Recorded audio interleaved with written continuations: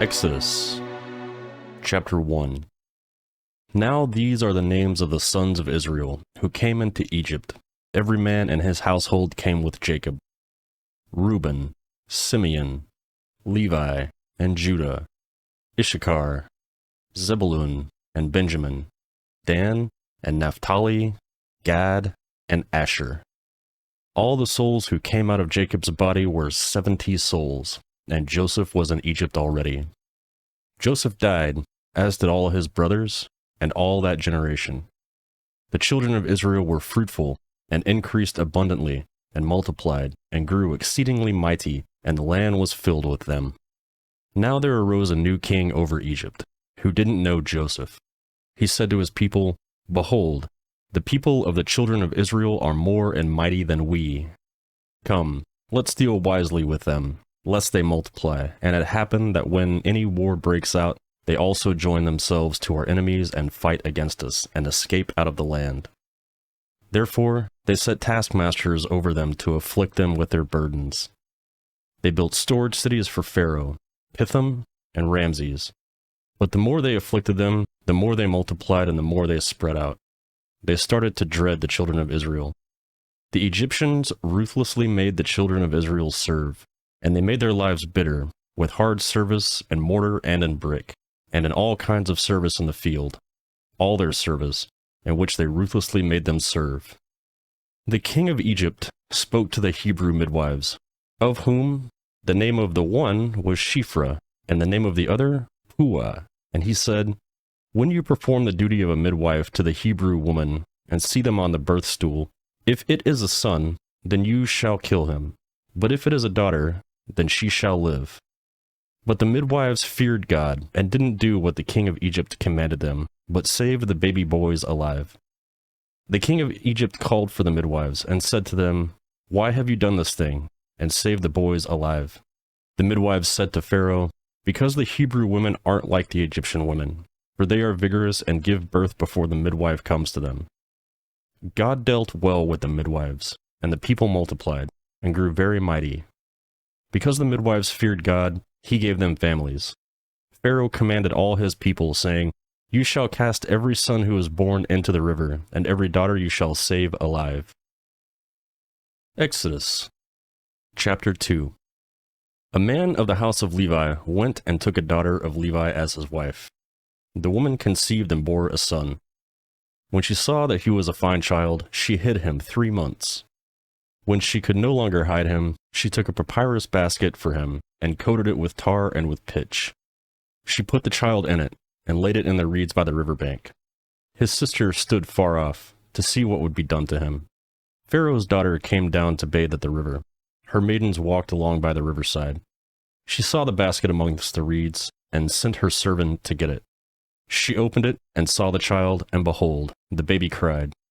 She had compassion on him, and said, "This is one of the Hebrews' children." Then his sister said to Pharaoh's daughter, "Should I go and call a nurse for you from the Hebrew woman, that she may nurse the child for you?" Pharaoh's daughter said to her, "Go." The young woman went and called the child's mother. Pharaoh's daughter said to her, "Take this child away and nurse him for me, and I will give you your wages." The woman took the child and nursed it. The child grew, and she brought him to Pharaoh's daughter, and he became her son. She named him Moses, and said, "Because I drew him out of the water." In those days, when Moses had grown up, he went out to his brothers and saw their burdens. He saw an Egyptian striking a Hebrew, one of his brothers. He looked this way and that, and when he saw that there was no one, he killed the Egyptian, and hid him in the sand. He went out the second day, and behold, 2 men of the Hebrews were fighting with each other. He said to him who did the wrong, "Why do you strike your fellow?" He said, "Who made you a prince and a judge over us? Do you plan to kill me as you killed the Egyptian?" Moses was afraid, and said, "Surely this thing is known." Now, when Pharaoh heard this thing, he sought to kill Moses. But Moses fled from the face of Pharaoh, and lived in the land of Midian, and he sat down by a well. Now the priest of Midian had 7 daughters. They came and drew water, and filled the troughs to their father's flock. The shepherds came and drove them away, but Moses stood up and helped them, and watered their flock. When they came to Real, their father, he said, "How is it that you have returned so early today?" They said, An Egyptian delivered us out of the hand of the shepherds, and moreover, he drew water for us and watered the flock. He said to his daughters, Where is he? Why is it that you have left the man? Call him, that he may eat bread. Moses was content to dwell with the man. He gave Moses Zipporah, his daughter. She bore a son, and he named him Gershom, for he said, I have lived as a foreigner in a foreign land. In the course of those many days, the king of Egypt died, and the children of Israel sighed because of the bondage, and they cried, and their cry came up to God because of the bondage. God heard their groaning, and God remembered his covenant with Abraham, with Isaac, and with Jacob. God saw the children of Israel, and God understood. Exodus Chapter 3. Now Moses was keeping the flock of Jethro, his father-in-law, the priest of Midian, and he led the flock to the back of the wilderness, and came to God's mountain, to Horeb. Yahweh's angel appeared to him in a flame of fire out of the middle of a bush. He looked, and behold, the bush burned with fire, and the bush was not consumed. Moses said, I will go now, and see this great sight, why the bush is not burned. When Yahweh saw that he came over to see, God called to him out of the middle of the bush, and said, Moses, Moses. He said, Here I am. He said, Don't come close. Take off your sandals, for the place you are standing on is holy ground. Moreover, he said, I am the God of your father, the God of Abraham, the God of Isaac, and the God of Jacob. Moses hid his face because he was afraid to look at God. Yahweh said, I have surely seen the affliction of my people who are in Egypt, and have heard their cry because of their taskmasters, for I know their sorrows. I have come down to deliver them out of the hand of the Egyptians, and bring them up out of that land to a good and large land, to a land flowing with milk and honey, to the place of the Canaanite, to the Hittite, to the Amorite, to the Perizzite, the Hivite, and the Jebusite. Now behold, the cry of the children of Israel has come to me. Moreover, I have seen the oppression with which the Egyptians oppress them. Come now, therefore, and I will send you to Pharaoh, that you may bring my people, the children of Israel, out of Egypt. Moses said to God, Who am I, that I should go to Pharaoh, and that I should bring the children of Israel out of Egypt? He said, Certainly, I will be with you. This will be the token to you, that I have sent you. When you have brought the people out of Israel, you shall serve God on this mountain. Moses said to God, Behold, when I come to the children of Israel and tell them, The God of your fathers has sent me to you, they will ask me, What is his name? What should I tell them? God said to Moses, I am who I am. And he said, You shall tell the children of Israel this, I am has sent me to you. God said, moreover to Moses, You shall tell the children of Israel, Yahweh, the God of your fathers, the God of Abraham, the God of Isaac, the God of Jacob, has sent me to you.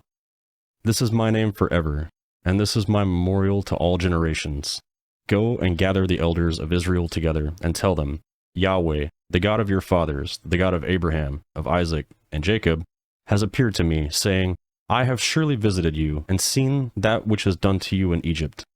I have said, I will bring you up out of the affliction of Egypt to the land of the Canaanites, to the Hittites, to the Amorites, to the Perizzite, to the Hivite, to the Jebusite, to a land flowing with milk and honey.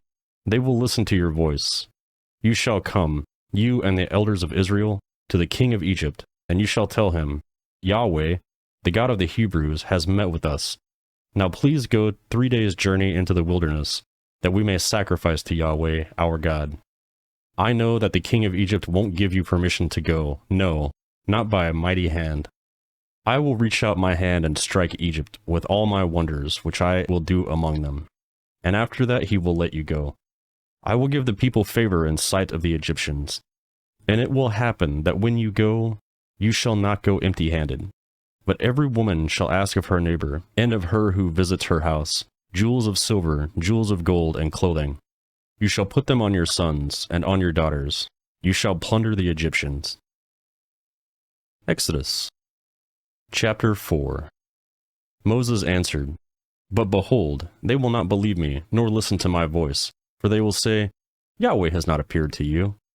Yahweh said to him, What is that in your hand? He said, A rod. He said, Throw it on the ground. He threw it on the ground, and it became a snake, and Moses ran away from it. Yahweh said to Moses, "Stretch out your hand and take it by the tail." He stretched out his hand and took hold of it, and it became a rod in his hand. This is so they may believe that Yahweh, the God of their fathers, and the God of Abraham, and the God of Isaac, and the God of Jacob, has appeared to you. Yahweh said furthermore to him, "Now put your hand inside your cloak." He put his hand inside his cloak, and when he took it out, behold, his hand was leprous, as white as snow. He said, "Put your hand inside your cloak again." He put his hand inside his cloak again, and when he took it out of his cloak, behold, it had turned again as his other flesh.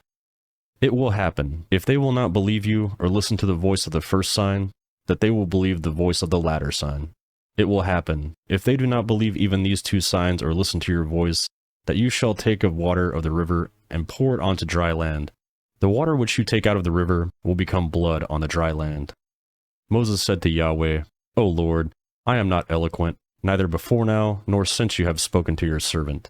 For I am slow of speech, and of a slow tongue." Yahweh said to him, "Who made a man's mouth? Or who makes one mute, or deaf, or seeing, or blind? Isn't it I, Yahweh? Now therefore, go, and I will be with your mouth, and I will teach you what you shall speak." Moses said, "O Lord, please send someone else." Yahweh's anger burned against Moses, and he said, "What about Aaron, your brother, the Levite? I know that he can speak well. Also, behold, he is coming out to meet you. When he sees you, he will be glad in his heart. You shall speak to him, and put the words in his mouth. I will be with your mouth, and with his mouth, and will teach you what you shall do. He will be your spokesman to the people. It will happen that he will be to you a mouth, and you will be to him as God. You shall take this rod in your hand, with which you shall do the signs." Moses went and returned to Jethro his father-in-law and said to him, "Please let me go and return to my brothers who are in Egypt, and see whether they are still alive." Jethro said to Moses, "Go in peace." Yahweh said to Moses in Midian, "Go, return into Egypt, for all the men who sought your life are dead." Moses took his wife and his sons and set them on a donkey, and he returned to the land of Egypt. Moses took God's rod in his hand.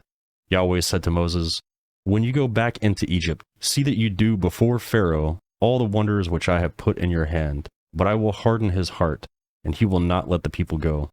You shall tell Pharaoh, Yahweh says, Israel is my son, my firstborn, and I have said to you, let my son go, that he may serve me, and you have refused to let him go. Behold, I will kill your firstborn son." On the way to a lodging place, Yahweh met Moses and wanted to kill him. Then Zipporah took a flint, and cut off the foreskin of her son, and cast it at his feet, and said, "Surely you are a bridegroom of blood to me." So he let them alone. Then she said, "You are a bridegroom of blood, because of the circumcision."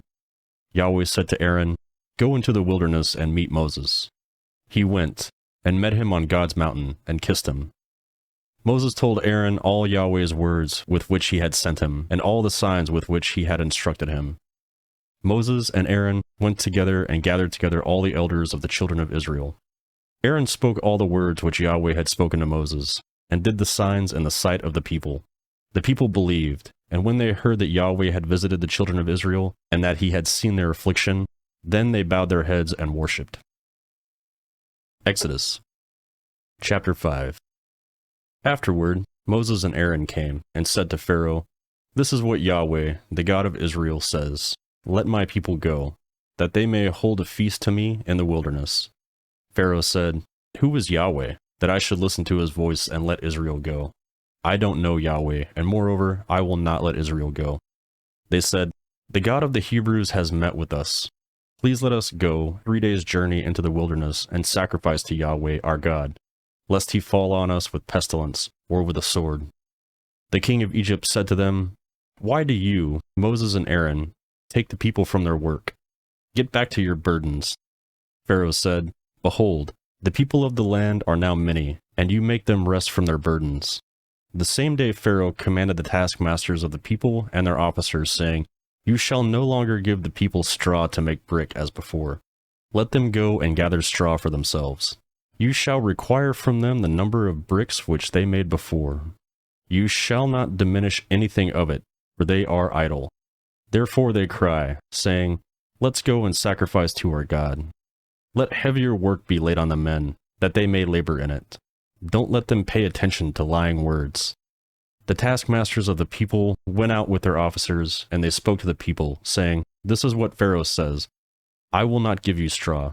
Go yourselves, get straw where you can find it, for nothing of your work shall be diminished. So the people were scattered abroad throughout all the land of Egypt to gather stubble for straw. The taskmasters were urgent, saying, Fulfill your work quota daily, as when there was straw. The officers of the children of Israel, whom Pharaoh's taskmasters had set over them, were beaten, and when asked, Why haven't you fulfilled your quota both yesterday and today in making brick as before? The officers of the children of Israel came and cried to Pharaoh, saying, Why do you deal this way with your servants? No straw is given to your servants, and they tell us, Make brick. And behold, your servants are beaten, but the fault is in your own people. Pharaoh said, You are idle, therefore you say, Let's go and sacrifice to Yahweh. Go therefore now and work, for no straw shall be given to you, yet you shall deliver the same number of bricks. The officers of the children of Israel saw that they were in trouble when it was said, You shall not diminish anything from your daily quotas of bricks. They met Moses and Aaron, who stood along the way, as they came out from Pharaoh. They said to them, May Yahweh look at you and judge, because you have made us a stench to be abhorred in the eyes of Pharaoh and in the eyes of his servants, to put a sword in their hand to kill us. Moses returned to Yahweh and said, Lord, why have you brought trouble on this people? Why is it that you have sent me? For since I came to Pharaoh to speak in your name, he has brought trouble on this people. You have not rescued your people at all. Exodus chapter 6. Yahweh said to Moses, Now you shall see what I will do to Pharaoh, for by a strong hand he shall let them go, and by a strong hand he shall drive them out of his hand. God spoke to Moses, and said to him, I am Yahweh. I appeared to Abraham, to Isaac, and to Jacob as God Almighty, but by my name Yahweh I was not known to them. I have also established my covenant with them, to give them the land of Canaan, the land of their travels, in which they lived as aliens. Moreover, I have heard the groaning of the children of Israel, whom the Egyptians keep in bondage. But I have remembered my covenant. Therefore, tell the children of Israel, I am Yahweh, and I will bring you out from under the burdens of the Egyptians, and I will rid you of their bondage, and I will redeem you with an outstretched arm, and with great judgments. I will take you to myself for a people.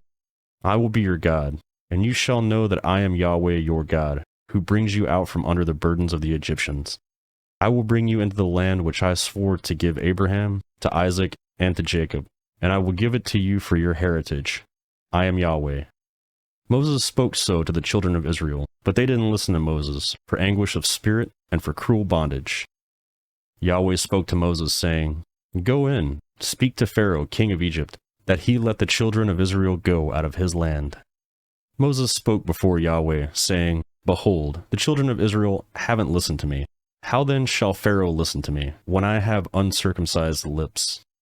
Yahweh spoke to Moses and to Aaron, and he gave them a command to the children of Israel, and to Pharaoh, king of Egypt, to bring the children of Israel out of the land of Egypt. These are the heads of the fathers' houses.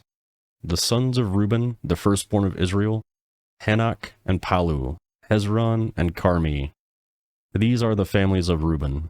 The sons of Simeon, Jamuel, and Jamin, and Ohad, and Jashin, and Zohar, and Shaul, the son of a Canaanite woman. These are the families of Simeon. These are the names of the sons of Levi according to their generations: Gershon, and Kohath, and Merari. And the years of the life of Levi were 137 years. The sons of Gershon, Libni, and Shimei, according to their families. The sons of Kohath, Amram, and Ishar, and Hebron, and Uziel. And the years of the life of Kohath were 133 years. The sons of Merari, Maali, and Mushi. These are the families of the Levites according to their generations. Amram took Jochebed, his father's sister, to himself as wife, and she bore him Aaron and Moses. The years of the life of Amram were 137 years. The sons of Ishhar, Korah, and Nepheg, and Zichiri. The sons of Uziel, Mishael, Elzaphan, and Sithri.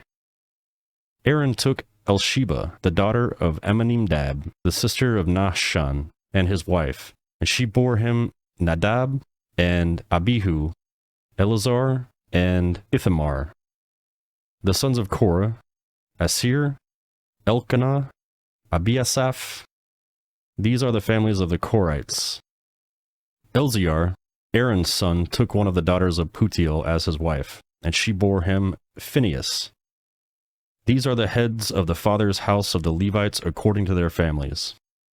These are that Aaron and Moses to whom Yahweh said, "Bring out the children of Israel from the land of Egypt according to their armies." These are those who spoke to Pharaoh, king of Egypt, to bring out the children of Israel out of Egypt.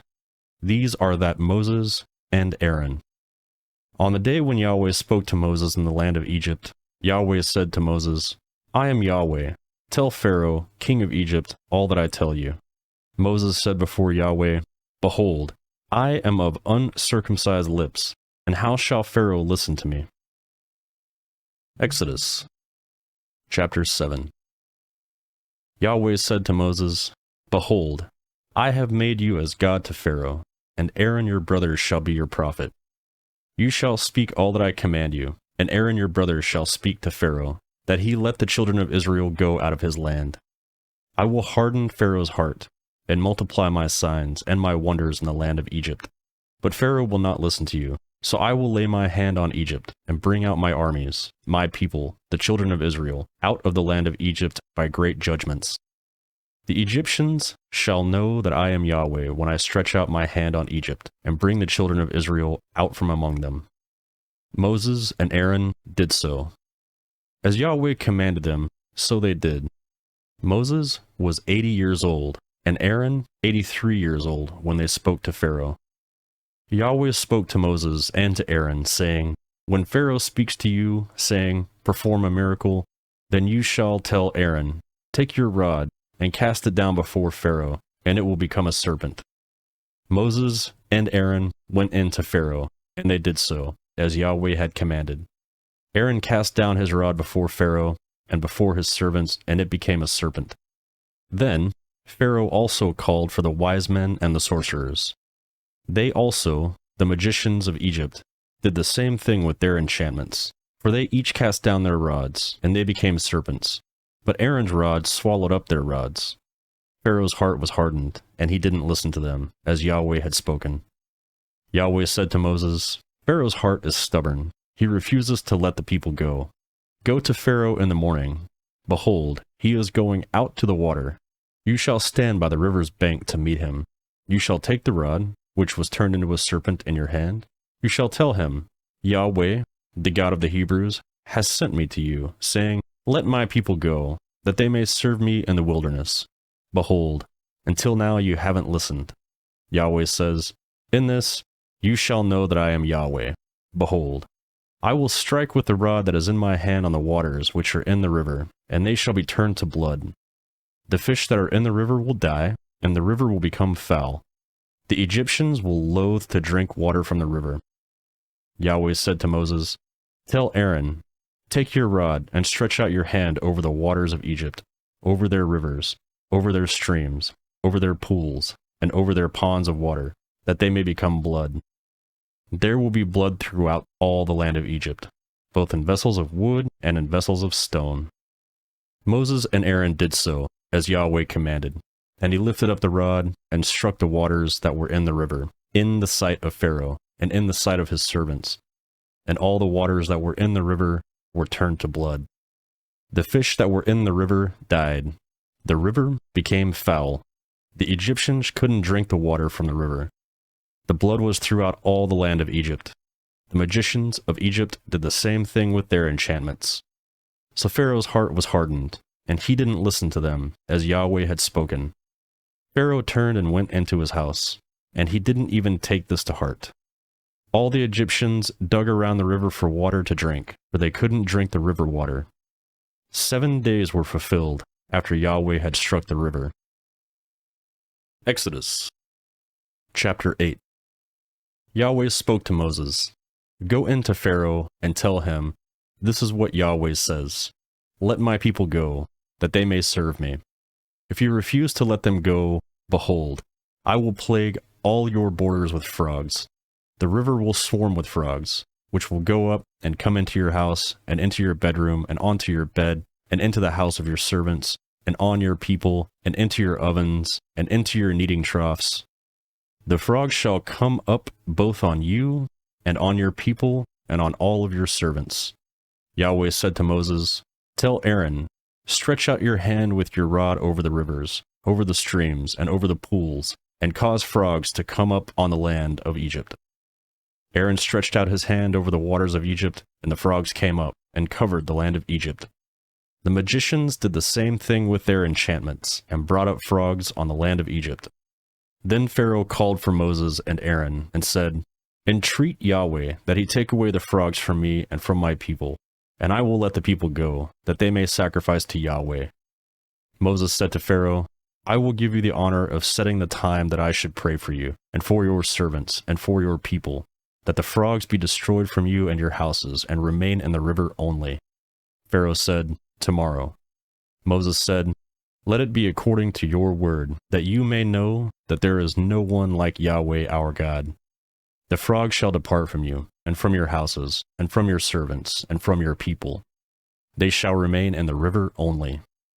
Moses and Aaron went out from Pharaoh, and Moses cried to Yahweh concerning the frogs which he had brought to Pharaoh.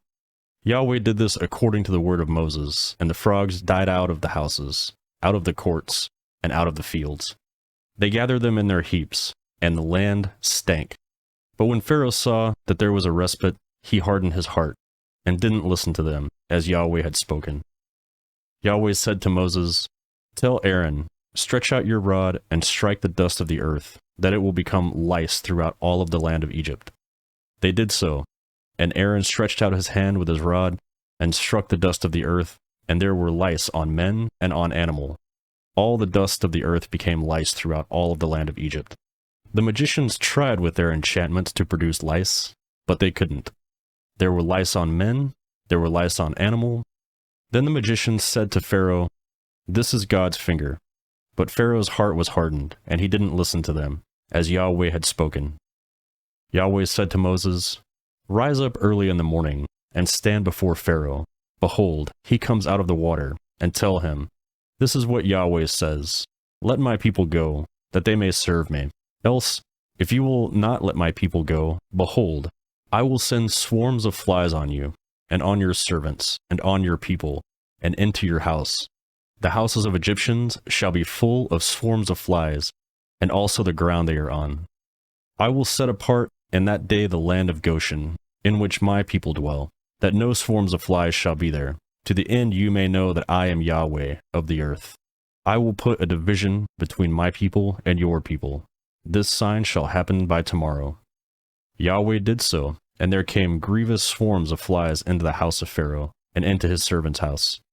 In all the land of Egypt, the land was corrupted by reason of the swarms of flies. Pharaoh called for Moses and for Aaron, and said, "Go, sacrifice to your God in the land." Moses said, "It isn't appropriate to do so, for we shall sacrifice the abomination of the Egyptians to Yahweh our God. Behold, if we sacrifice the abomination of the Egyptians before their eyes, won't they stone us? We will go 3 days' journey into the wilderness, and sacrifice to Yahweh our God, as he shall command us." Pharaoh said, "I will let you go, that you may sacrifice to Yahweh your God in the wilderness. Only you shall not go very far away. Pray for me." Moses said, "Behold, I am going out from you.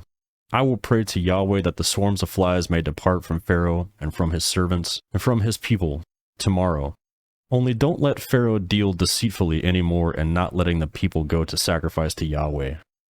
Moses went out from Pharaoh and prayed to Yahweh. Yahweh did according to the word of Moses, and he removed the swarms of flies from Pharaoh, from his servants, and from his people. There remained not one.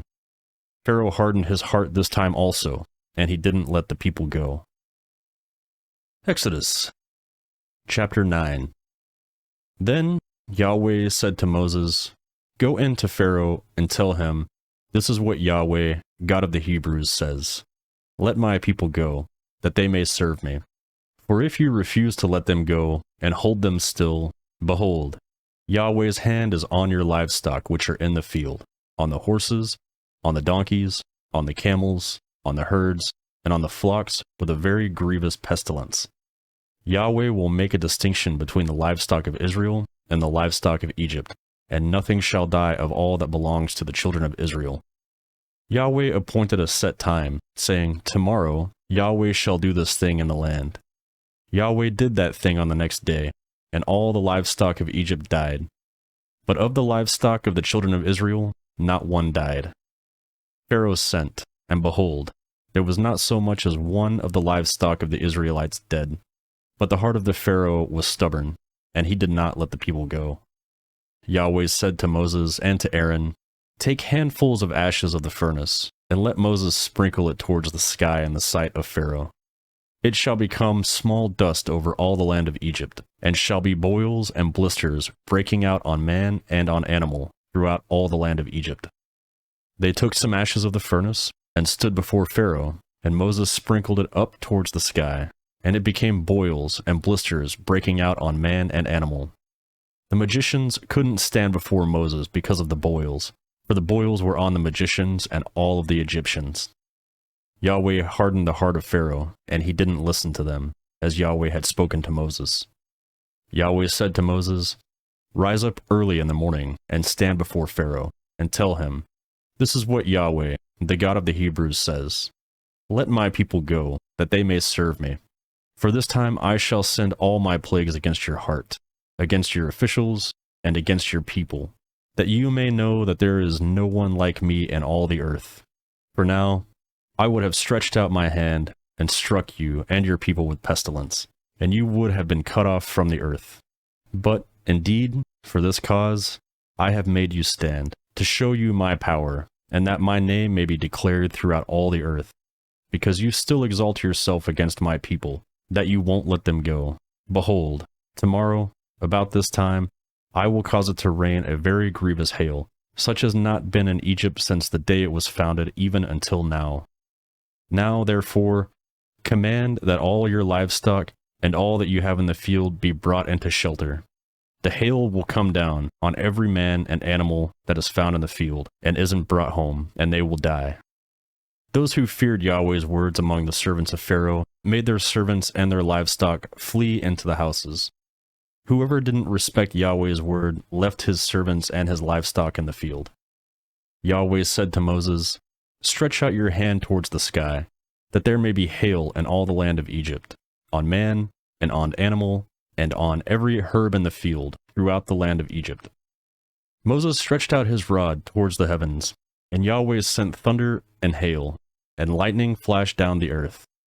Yahweh rained hail on the land of Egypt. So there was very severe hail, and lightning mixed with the hail, such that had not been in the land of Egypt since it became a nation. The hail struck throughout all the land of Egypt, all that was in the field, both man and animal. And the hail struck every herb of the field, and broke every tree of the field. Only in the land of Goshen, where the children of Israel were, there was no hail. Pharaoh sent and called for Moses and Aaron, and said to them, I have sinned this time. Yahweh is righteous, and I and my people are wicked. Pray to Yahweh, for there has been enough of mighty thunderings and hail. I will let you go, and you shall stay no longer. Moses said to him, As soon as I have gone out of the city, I will spread out my hands to Yahweh. The thunders shall cease, and there will not be any more hail, that you may know that the earth is Yahweh's. But as for you and your servants, I know that you don't yet fear Yahweh God. The flax and the barley were struck, for the barley had ripened and the flax was blooming. But the wheat and the spelt were not struck, for they had not grown up. Moses went out of the city from Pharaoh, and spread out his hands to Yahweh, and the thunders and hail ceased, and the rain was not poured on the earth. When Pharaoh saw that the rain and the hail and the thunders had ceased, he sinned yet more, and hardened his heart, he and his servants. The heart of Pharaoh was hardened, and he didn't let the children of Israel go, just as Yahweh had spoken through Moses. Exodus chapter 10. Yahweh said to Moses, "Go in to Pharaoh, for I have hardened his heart and the heart of his servants, that I may show these my signs among them, and that you shall tell in the hearing of your son and of your son's son what things I have done to Egypt, and my signs which I have done among them, that you may know that I am Yahweh." Moses and Aaron went into Pharaoh and said to him, "This is what Yahweh, the God of the Hebrews, says, How long will you refuse to humble yourself before me? Let my people go, that they may serve me, or else, if you refuse to let my people go, behold, tomorrow I will bring locusts into your country, and they shall cover the surface of the earth, so that one won't be able to see the earth. They shall eat the residue of that which has escaped, which remains to you from the hail, and shall eat every tree which grows for you out of the field. Your houses shall be filled, and the houses of all your servants, and the houses of all Egyptians, as neither your fathers nor your fathers' fathers have seen, since the day that they were on the earth to this day." He turned and went out from Pharaoh. Pharaoh's servants said to him, "How long will this man be a snare to us? Let the men go, that they may serve Yahweh their God. Don't you yet know that Egypt is destroyed?" Moses and Aaron were brought again to Pharaoh, and he said to them, "Go, serve Yahweh your God. But who are those who will go?" Moses said, "We will go with our young and our old. We will go with our sons and with our daughters, with our flocks and with our herds, for we must hold a feast to Yahweh." He said to them, "Yahweh be with you if I let you go with your little ones. See, evil is clearly before your faces. Not so.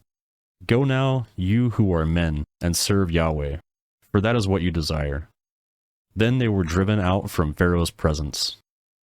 Yahweh said to Moses, "Stretch out your hand over the land of Egypt for the locust, that they may come up on the land of Egypt, and eat every herb of the land, even all that the hail has left." Moses stretched out his rod over the land of Egypt, and Yahweh brought an east wind on the land of that day and all night. And when it was morning, the east wind brought the locusts. The locust went up over all the land of Egypt, and rested in all the borders of Egypt. They were very grievous. Before them there were no such locusts as they, nor will there ever be again. For they covered the surface of the earth, so that the land was darkened, and they ate every herb of the land, and all the fruit of the trees which the hail had left. There remained nothing green, either tree or herb of the field, through all the land of Egypt. Then Pharaoh called for Moses and Aaron in haste, and he said, "I have sinned against Yahweh your God and against you. Now, therefore, please forgive my sin again, and pray to Yahweh your God, that he may also take away from me this death." Moses went out from Pharaoh and prayed to Yahweh. Yahweh sent an exceedingly strong west wind, which took up the locust, and drove them into the Red Sea. There remained not one locust in all the borders of Egypt. But Yahweh hardened Pharaoh's heart, and he didn't let the children of Israel go. Yahweh said to Moses, "Stretch out your hand towards the sky, and there will be darkness over the land of Egypt, even darkness which may be felt." Moses stretched out his hand towards the sky, and there was a thick darkness in all the land of Egypt for 3 days. They didn't see one another, and nobody rose from his place for 3 days, but all the children of Israel had light in their dwellings. Pharaoh called to Moses and said, "Go, serve Yahweh. Only let your flocks and your herds stay behind. Let your little ones also go with you." Moses said, "You must also give into our hand sacrifices and burnt offerings, that we may sacrifice to Yahweh our God. Our livestock also shall go with us. Not a hoof shall be left behind. For of it we must take to serve Yahweh our God, and we don't know with what we will serve Yahweh until we come there." But Yahweh hardened Pharaoh's heart, and he wouldn't let them go. Pharaoh said to him, "Get away from me. Be careful to see my face no more, for in the day you see my face you shall die." Moses said, "You have spoken well. I will see your face again no more." Exodus Chapter 11. Yahweh said to Moses, I will bring yet one more plague on Pharaoh and on Egypt. Afterward, he will let you go. When he lets you go, he will surely thrust you out altogether. Speak now in the ears of the people, and let every man ask of his neighbor, and every woman of her neighbor, jewels of silver and jewels of gold. Yahweh will give the people favor in the sight of the Egyptians. Moreover, the man Moses was very great in the land of Egypt, in the sight of the Pharaoh's servants and in the sight of the people.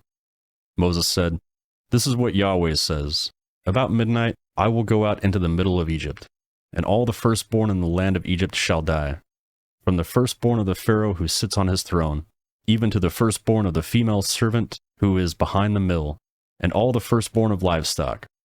There will be a great cry throughout all the land of Egypt, such as there has not been, nor will be any more. But against any of the children of Israel, a dog won't even bark or move its tongue, against man or animal, that you may know that Yahweh makes a distinction between the Egyptians and Israel. All these servants of yours will come down to me, and bow down themselves to me, saying, Get out, with all the people who follow you.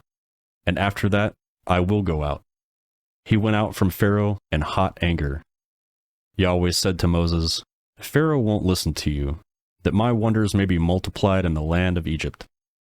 Moses and Aaron did all these wonders before Pharaoh, but Yahweh hardened Pharaoh's heart, and he didn't let the children of Israel go out of his land. Exodus Chapter 12. Yahweh spoke to Moses and Aaron in the land of Egypt, saying, This month shall be to you the beginnings of months. It shall be the first month of the year to you. Speak to all the congregation of Israel, saying, On the 10th day of this month, they shall take to them every man a lamb, according to their fathers' houses, a lamb for a household. And if the household is too little for a lamb, then he and his neighbor next to his house shall take one according to the number of his souls. You shall make your account for the lamb according to what everyone can eat. Your lamb shall be without defect, a male, a year old. You shall take it from the sheep or from the goats. You shall keep it until the 14th day of the same month, and the whole assembly of the congregation of Israel shall kill it at evening. They shall take some of the blood and put it on the 2 door posts and on the lintel, on the houses in which they shall eat it. They shall eat the meat in the night, roasted with fire and unleavened bread. They shall eat it with bitter herbs. Don't eat it raw, nor boiled at all with water, but roasted with fire, with its head, its legs, and its inner parts. You shall let nothing of it remain until morning. But that which remains of it until morning you shall burn with fire. This is how you shall eat it, with your belt on your waist, your sandals on your feet, and your staff in your hand. And you shall eat it in haste. It is Yahweh's Passover. For I will go through the land of Egypt in the night, and will strike all the firstborn in the land of Egypt, both man and animal. I will execute judgments against all the gods of Egypt. I am Yahweh. The blood shall be to you for a token on the houses where you are. When I see the blood, I will pass over you, and no plague will be upon you to destroy you when I strike the land of Egypt. This day shall be a memorial for you. You shall keep it as a feast to Yahweh. You shall keep it as a feast throughout your generations by an ordinance forever. 7 days you shall eat unleavened bread. Even the first day you shall put away yeast out of your houses. For whoever eats leavened bread from the first day until the 7th day, that soul shall be cut off from Israel. In the first day there shall be to you a holy convocation, and in the 7th day a holy convocation. No kind of work shall be done in them, except that which every man must eat, only that may be done by you. You shall observe the feast of unleavened bread, for in this same day I have brought you armies out of the land of Egypt. Therefore you shall observe this day throughout your generations by an ordinance forever. In the first month, on the 14th day of the month, at evening, you shall eat unleavened bread, until the 21st day of the month at evening. There shall be no yeast found in your houses for 7 days. For whoever eats that which is leavened, that soul shall be cut off from the congregation of Israel, whether he is a foreigner or one who is born in the land. You shall eat nothing leavened. In all your habitations you shall eat unleavened bread. Then Moses called for the elders of Israel, and said to them, Draw out, and take lambs according to your families, and kill the Passover. You shall take a bunch of hyssop, and dip it in the blood that is in the basin, and strike the lintel and on the 2 doorposts with the blood that is in the basin. None of you shall go out of the door of his house until the morning. For Yahweh will pass through to strike the Egyptians. And when he sees the blood on the lintel and on the 2 doorposts, Yahweh will pass over the door, and will not allow the destroyer to come into your house and strike you. You shall observe this thing for an ordinance to you and to your sons forever. It shall happen when you have come to the land which Yahweh will give you, as he has promised, that you shall keep this service. It will happen, when your children ask you, What do you mean by this service?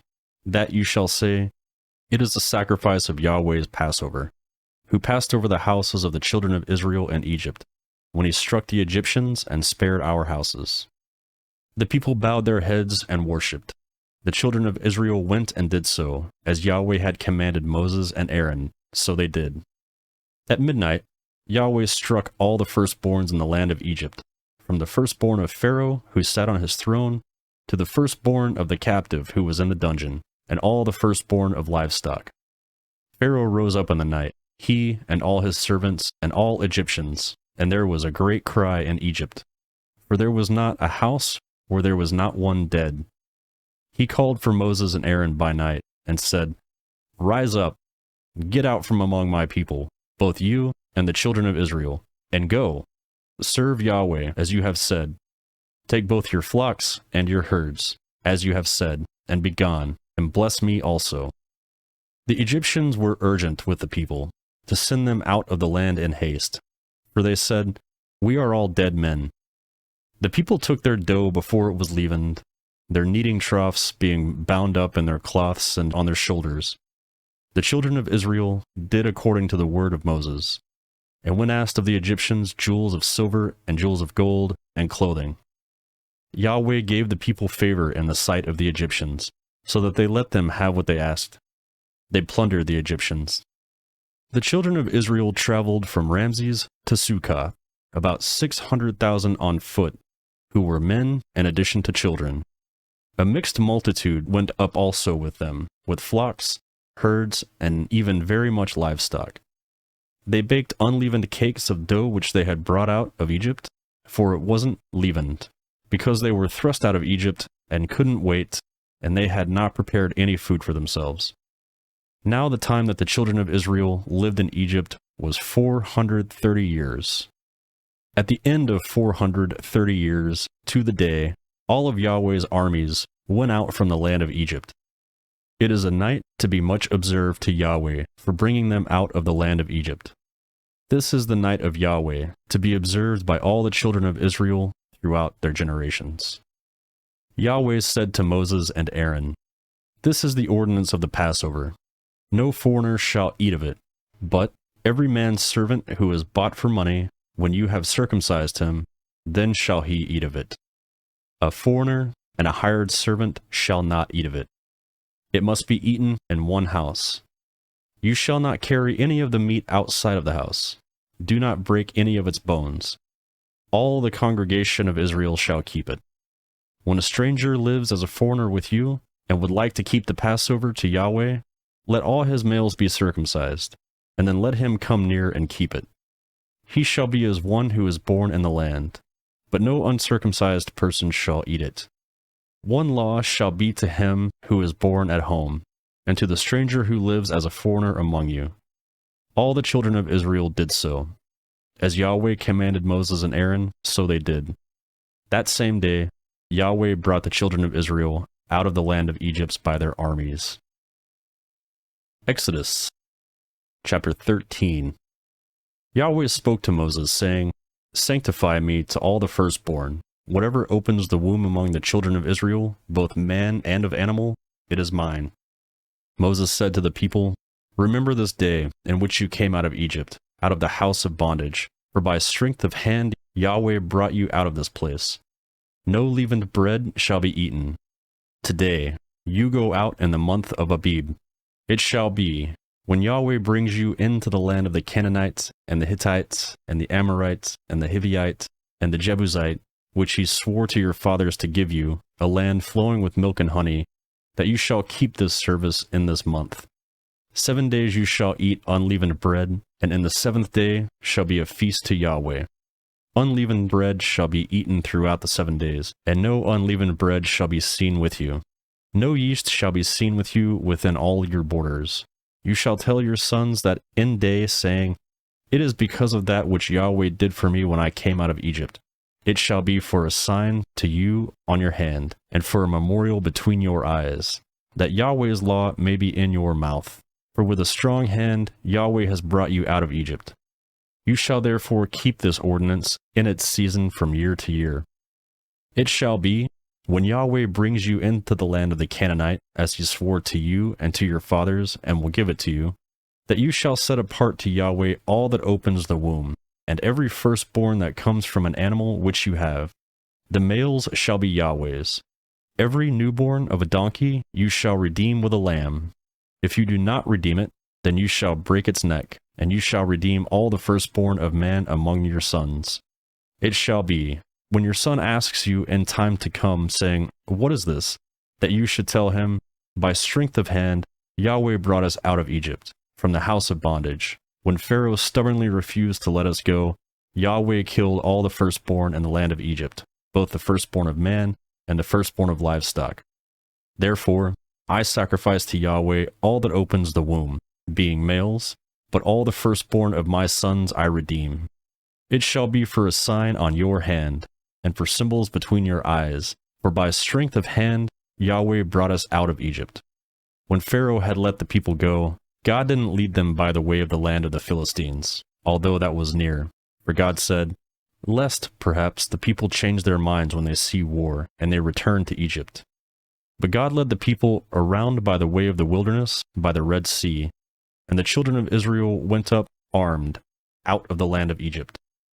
Moses took the bones of Joseph with him, for he had made the children of Israel swear, saying, God will surely visit you, and you shall carry up my bones away from here with you. They took their journey from Succoth, and encamped in Etham, in the edges of the wilderness. Yahweh went before them by day in a pillar of cloud, to lead them on their way, and by night in a pillar of fire, to give them light, that they might go by day and by night. The pillar of cloud by day and the pillar of fire by night didn't depart from before the people. Exodus chapter 14. Yahweh spoke to Moses, saying, Speak to the children of Israel, that they may turn back and encamp before Pi-hahiroth, between Midgal and the sea, before Baal-zephon. You shall encamp opposite to it by the sea. Pharaoh will say of the children of Israel, They are entangled in the land. The wilderness has shut them in. I will harden Pharaoh's heart, and he will follow after them. And I will get honor over Pharaoh, and all of Pharaoh's armies. And the Egyptians shall know that I am Yahweh. They did so. The king of Egypt has told that the people have fled, and the heart of the Pharaoh and of his servants was changed towards the people. And they said, What is this we have done, that we have let Israel go from serving us? He prepared his chariot and took his army with him, and he took 600 chosen chariots, and all the chariots of Egypt, with captains over all of them. Yahweh hardened the heart of Pharaoh, king of Egypt, and he pursued the children of Israel. For the children of Israel went out with a high hand. The Egyptians pursued them. All the horses and chariots of Pharaoh, his horsemen, and his army overtook them encamping by the sea, beside Pi-hahiroth, before Baal-zephon. When Pharaoh came near, the children of Israel lifted up their eyes, and behold, the Egyptians were marching after them, and they were very afraid. The children of Israel cried out to Yahweh. They said to Moses, Because there are no graves in Egypt, have you taken us away to die in the wilderness? Why have you treated us this way, to bring us out of Egypt? Isn't this the word that we have spoke to you in Egypt, saying, Leave us alone, that we may serve the Egyptians? For it would have been better for us to serve the Egyptians than to die in the wilderness. Moses said to the people, Don't be afraid, stand still, and see the salvation of Yahweh, which he will work for you today. For you will never again see the Egyptians, whom you have seen today. Yahweh will fight for you, and you shall be still. Yahweh said to Moses, Why do you cry to me? Speak to the children of Israel, that they go forward. Lift up your rod, and stretch out your hand over the sea, and it will divide. Then the children of Israel shall go into the middle of the sea on dry ground. Behold, I myself will harden the hearts of the Egyptians, and they will go in after them. I will get myself honor over Pharaoh, and over all his armies, over his chariots, and over his horsemen. The Egyptians shall know that I am Yahweh, when I have gotten myself honor over Pharaoh, over his chariots, and over his horsemen. The angel of God, who went before the camp of Israel, moved and went behind them, and the pillar of cloud moved from before them, and stood behind them. It came between the camp of Egypt and the camp of Israel. There was the cloud and the darkness, yet it gave light by night. One didn't come near the other all night. Moses stretched out his hand over the sea, and Yahweh caused the sea to go back by a strong east wind all night, and made the sea dry land, and the waters were divided. The children of Israel went into the middle of the sea on the dry ground, and the waters were a wall to them on their right hand and on their left. The Egyptians pursued, and went in after them into the middle of the sea, all of Pharaoh's horses, his chariots, and his horsemen. In the morning watch, Yahweh looked out on the Egyptian army through the pillar of fire and of cloud, and confused the Egyptian army. He took off their chariot wheels, and they drove them so heavily so that the Egyptians said, Let's flee from the face of Israel, for Yahweh fights for them against the Egyptians. Yahweh said to Moses, Stretch out your hand over the sea, that the waters may come again on the Egyptians, on their chariots, and on their horsemen. Moses stretched out his hand over the sea, and the sea returned to its strength when the morning appeared, and the Egyptians fled against it. Yahweh overthrew the Egyptians in the middle of the sea. The waters returned and covered the chariots and the horsemen, even all Pharaoh's army that went in after them into the sea. There remained not so much as one of them, but the children of Israel walked on dry land in the middle of the sea, and the waters were a wall to them on their right hand and on their left. Thus Yahweh saved Israel that day out of the hand of the Egyptians, and Israel saw the Egyptians dead on the seashore. Israel saw the great work which Yahweh did to the Egyptians, and the people feared Yahweh, and they believed in Yahweh and in his servant Moses. Exodus chapter 15. Then Moses and the children of Israel sang this song to Yahweh, and said, I will sing to Yahweh, for he has triumphed gloriously. He has thrown the horse and his rider into the sea. Yah is my strength and song. He has become my salvation. This is my God, and I will praise him. My father's God, and I will exalt him. Yahweh is a man of war. Yahweh is his name. He has cast Pharaoh's chariots and his army into the sea. His chosen captains are sunk in the Red Sea. The deeps cover them. They went down into the depths like a stone. Your right hand, Yahweh, is glorious in power. Your right hand, Yahweh, dashes the enemy in pieces. In your greatness of your excellency, you overthrow those who rise up against you. You send out your wrath. It consumes them as stubble. With the blast of your nostrils, the waters were piled up. The flood stood upright as a heap. The deeps were congealed in the heart of the sea. The enemy said, I will pursue. I will overtake. I will divide the plunder. My desire will be satisfied on them. I will draw my sword. My hand will destroy them. You blew with your wind. The sea covered them. They sank like lead in the mighty waters. Who is like you, Yahweh, among the gods? Who is like you, glorious in holiness, fearful in praises, doing wonders? You stretched out your right hand, and the earth swallowed them. You, in your loving kindness, have led the people that you have redeemed. You have guided them in your strength to your holy habitation. The peoples have heard, they tremble. Pangs have taken hold of the inhabitants of Philistia. Then the chiefs of Edom were dismayed. trembling takes hold of the mighty men of Moab. All the inhabitants of Canaan have melted away. Terror and dread falls on them.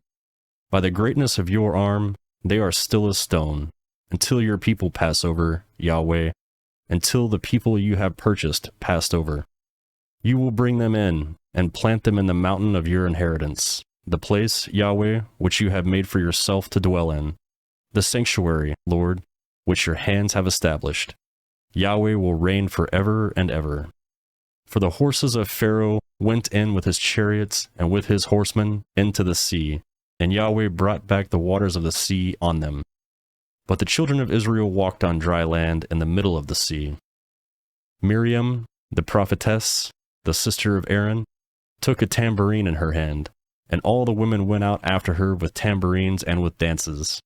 Miriam answered them, "Sing to Yahweh, for he has triumphed gloriously. He has thrown the horses and his rider into the sea." Moses led Israel on towards the Red Sea, and they went out into the wilderness of Shur, and they went 3 days in the wilderness and found no water. When they came to Marah, they couldn't drink from the waters of Marah, for they were bitter. Therefore, its name was called Marah. The people murmured against Moses, saying, "What shall we drink?" Then he cried to Yahweh. Yahweh showed him a tree, and he threw it into the waters, and the waters were made sweet. There he made a statue and an ordinance for them, and there he tested them. He said, "If you will diligently listen to Yahweh your God's voice, you will do that which is right in his eyes, and will pay attention to his commandments, and keep all his statutes. I will put none of these diseases on you which I have put on the Egyptians, for I am Yahweh who heals you." They came to Elim, where there were 12 springs of water and 70 palm trees. They encamped there by the waters. Exodus chapter 16. They took their journey from Elim, and all the congregation of the children of Israel came to the wilderness of Sin, which is between Elim and Sinai, on the 15th day of the 2nd month after their departing out of the land of Egypt. The whole congregation of the children of Israel murmured against Moses and against Aaron in the wilderness, and the children of Israel said to them, "We wish that we had died by Yahweh's hand in the land of Egypt, when we sat by the meat pots, when we ate our fill of bread, for you have brought us out into the wilderness to kill this whole assembly with hunger." Then Yahweh said to Moses, "Behold, I will rain bread from the sky for you, and the people shall go out and gather a day's portion every day, that I may test them, whether they will walk in my law or not. It shall come to pass, on the 6th day, that they shall prepare that which they bring in, and it shall be twice as much as they gather daily." Moses and Aaron said to all the children of Israel, "At evening you shall know that Yahweh has brought you out of the land of Egypt. In the morning you shall see Yahweh's glory, because he hears your murmurings against Yahweh. Who are we that you murmur against us?" Moses said, "Now Yahweh will bring you meat to eat in the evening, and in the morning bread to satisfy you, because Yahweh hears your murmurings, which you murmur against him. And who are we? Your murmurings are not against us, but against Yahweh." Moses said to Aaron, "Tell all the congregation of the children of Israel, come close to Yahweh, for he has heard your murmurings." As Aaron spoke to the whole congregation of the children of Israel, they looked towards the wilderness, and behold, Yahweh's glory appeared in the cloud. Yahweh spoke to Moses, saying, "I have heard the murmurings of the children of Israel. Speak to them, saying, At evening you shall eat meat, and in the morning you shall be filled with bread. Then you will know that I am Yahweh your God." In the evening, quail came up and covered the camp, and in the morning the dew lay around the camp. When the dew that lay had gone, behold, on the surface of the wilderness was a small round thing, small as the frost on the ground. When the children of Israel saw it, they said to one another, "What is it?" For they did not know what it was. Moses said to them, "It is the bread which Yahweh has given you to eat. This is the thing which Yahweh has commanded. Gather of it everyone according to his eating, an omer, a head, according to the number of your persons. You shall take it, every man for those who are in his tent." The children of Israel did so, and some gathered more and some less. When they measured it with an omer, he who gathered much had nothing over, and he who gathered little had no lack. They each gathered according to his eating. Moses said to them, "Let no one leave of it until the morning." Notwithstanding, they didn't listen to Moses, but some of them left of it until the morning, so it bred worms and became foul, and Moses was angry with them. They gathered it morning by morning, everyone according to his eating. When the sun grew hot, it melted. On the 6th day, they gathered twice as much bread, 2 omers for each one, and all the rulers of the congregation came and told Moses. He said to them, "This is that which Yahweh has spoken. Tomorrow is a solemn rest, a holy Sabbath to Yahweh. Bake that which you want to bake, and boil that which you want to boil, and all that remains over lay up for yourselves to be kept until the morning." They laid it up until the morning, as Moses ordered, and it didn't become foul, and there were no worms in it. Moses said, "Eat that today, for today is the Sabbath to Yahweh. Today you shall not find it in the field. 6 days you shall gather it, but on the 7th day is the Sabbath. In it there shall be none." On the 7th day, some of the people went out to gather, and they found none. Yahweh said to Moses, "How long do you refuse to keep my commandments and my laws? Behold, because Yahweh has given you a Sabbath, therefore he gives you on the 6th day the bread of 2 days. Everyone stays in his place. Let no one go out of his place on the 7th day." So the people rested on the 7th day. The house of Israel called its name manna, and it was like the coriander seed, white, and its taste was like wafers with honey. Moses said, "This is the thing which Yahweh has commanded. Let an omer full of it be kept throughout your generations, that they may see the bread with which I fed you in the wilderness, when I brought you out of the land of Egypt." Moses said to Aaron, "Take a pot, and put an omer full of manna in it, and lay it up before Yahweh, to be kept throughout your generations."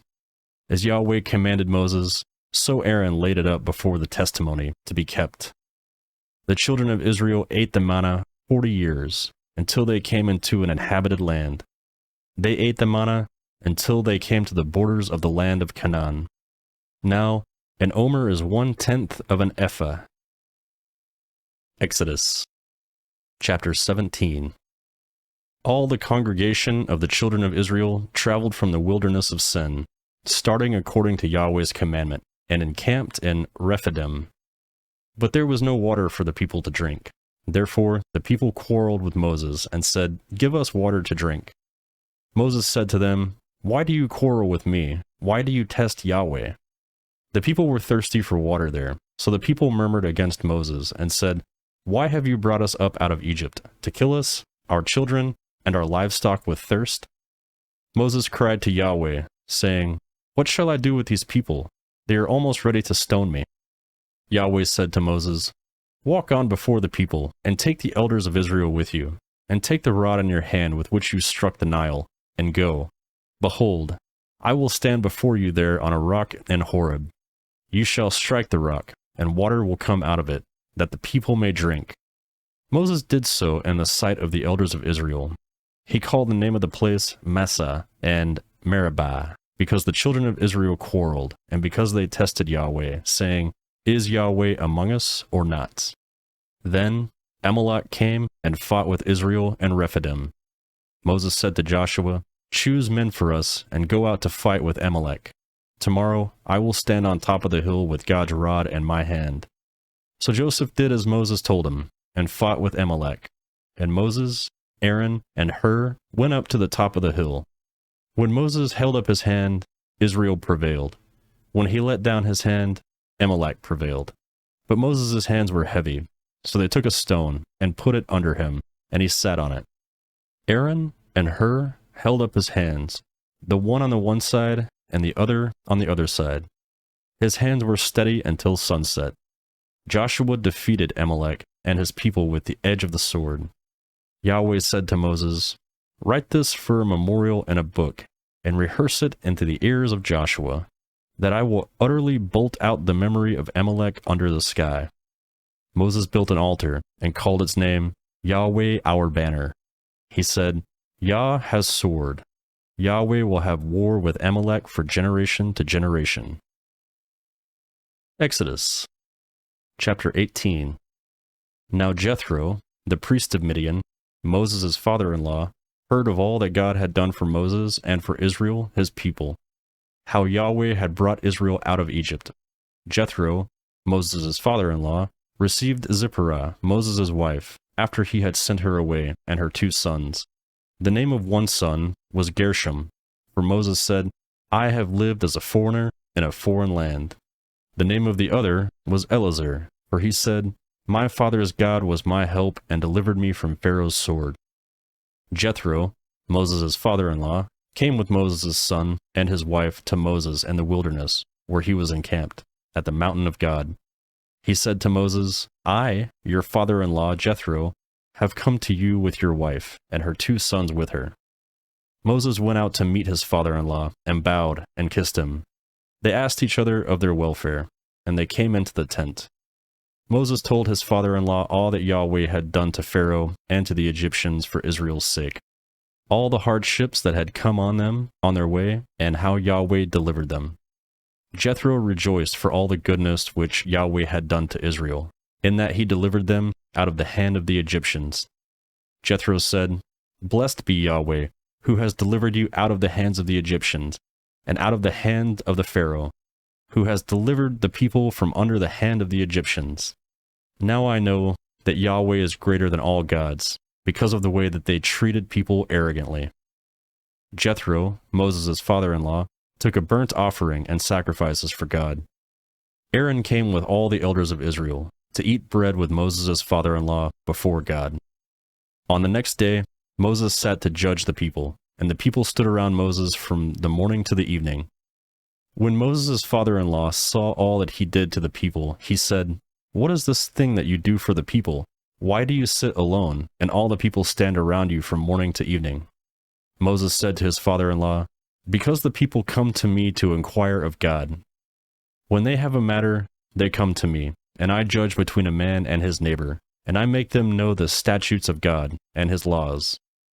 Moses' father-in-law said to him, The thing that you do is not good. You shall surely wear away, both of you, and this people that is with you, for the thing is too heavy for you. You are not able to perform it yourself alone. Listen now to my voice. I will give you counsel, and God be with you. You represent the people before God, and bring the causes to God. You shall teach them the statutes and the laws, and shall show them the way in which they must walk, and the work that they must do.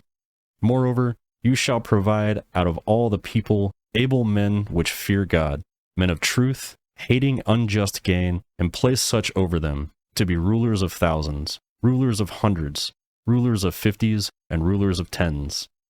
Let them judge the people at all times. It shall be that every great matter that they shall bring to you, but every small matter they shall judge themselves.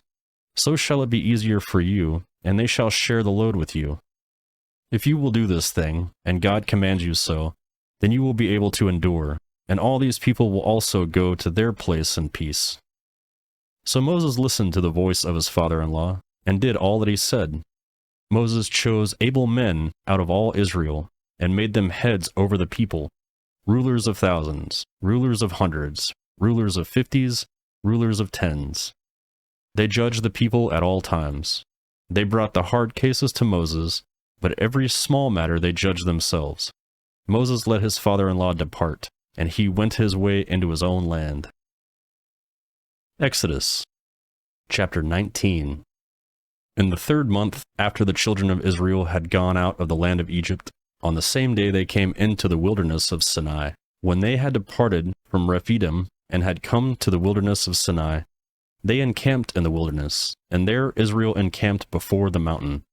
Moses went up to God, and Yahweh called to him out of the mountain, saying, This is what you shall tell the house of Jacob, and tell the children of Israel.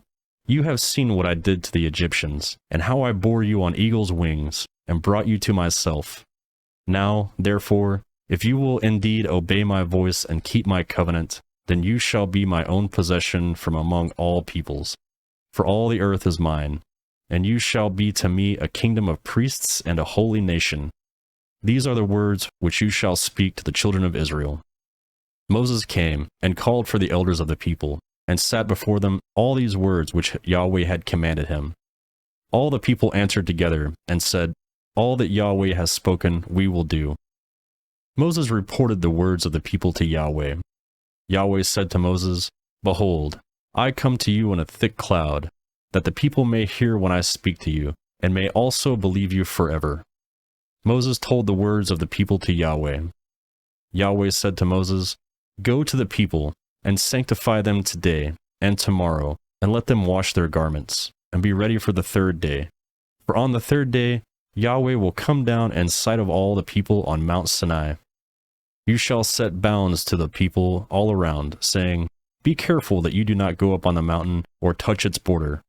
Whoever touches the mountain shall surely be put to death. No hand shall touch him, but he shall surely be stoned or shot through. Whether it is animal or man, he shall not live. When the trumpet sounds long, they shall come up the mountain.'" Moses went down from the mountain to the people and sanctified the people, and they washed their clothes. He said to the people, "Be ready by the third day. Don't have sexual relations with a woman."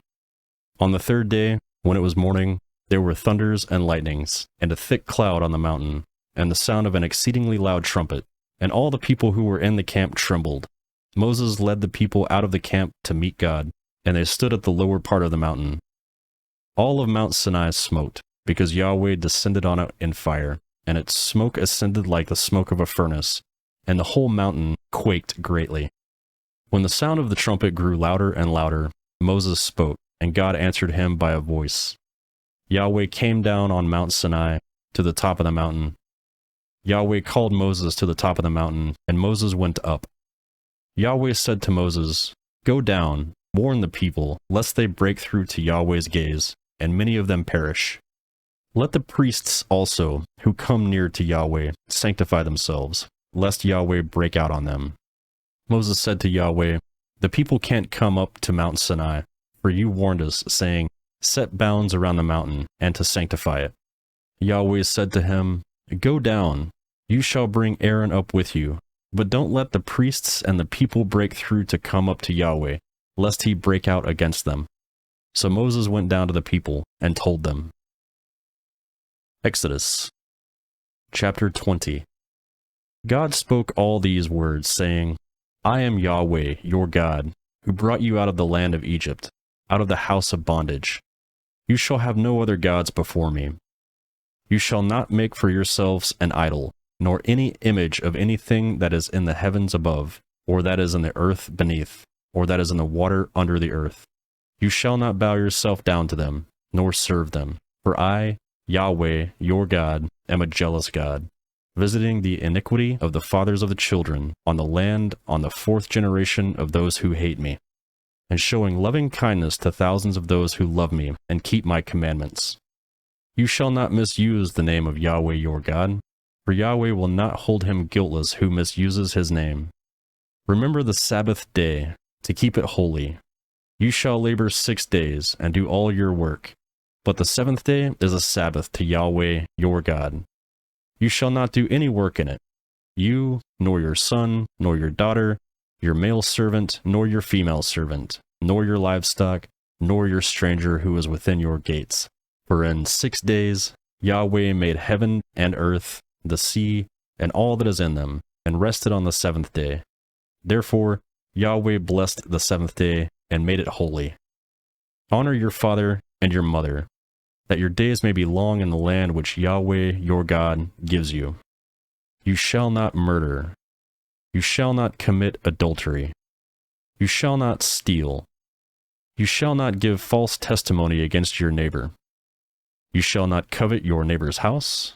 You shall not covet your neighbor's wife, nor his male servant, nor his female servant, nor his ox, nor his donkey, nor anything that is your neighbor's. All the people perceived the thunderings, the lightnings, the sound of the trumpet, and the mountain smoking.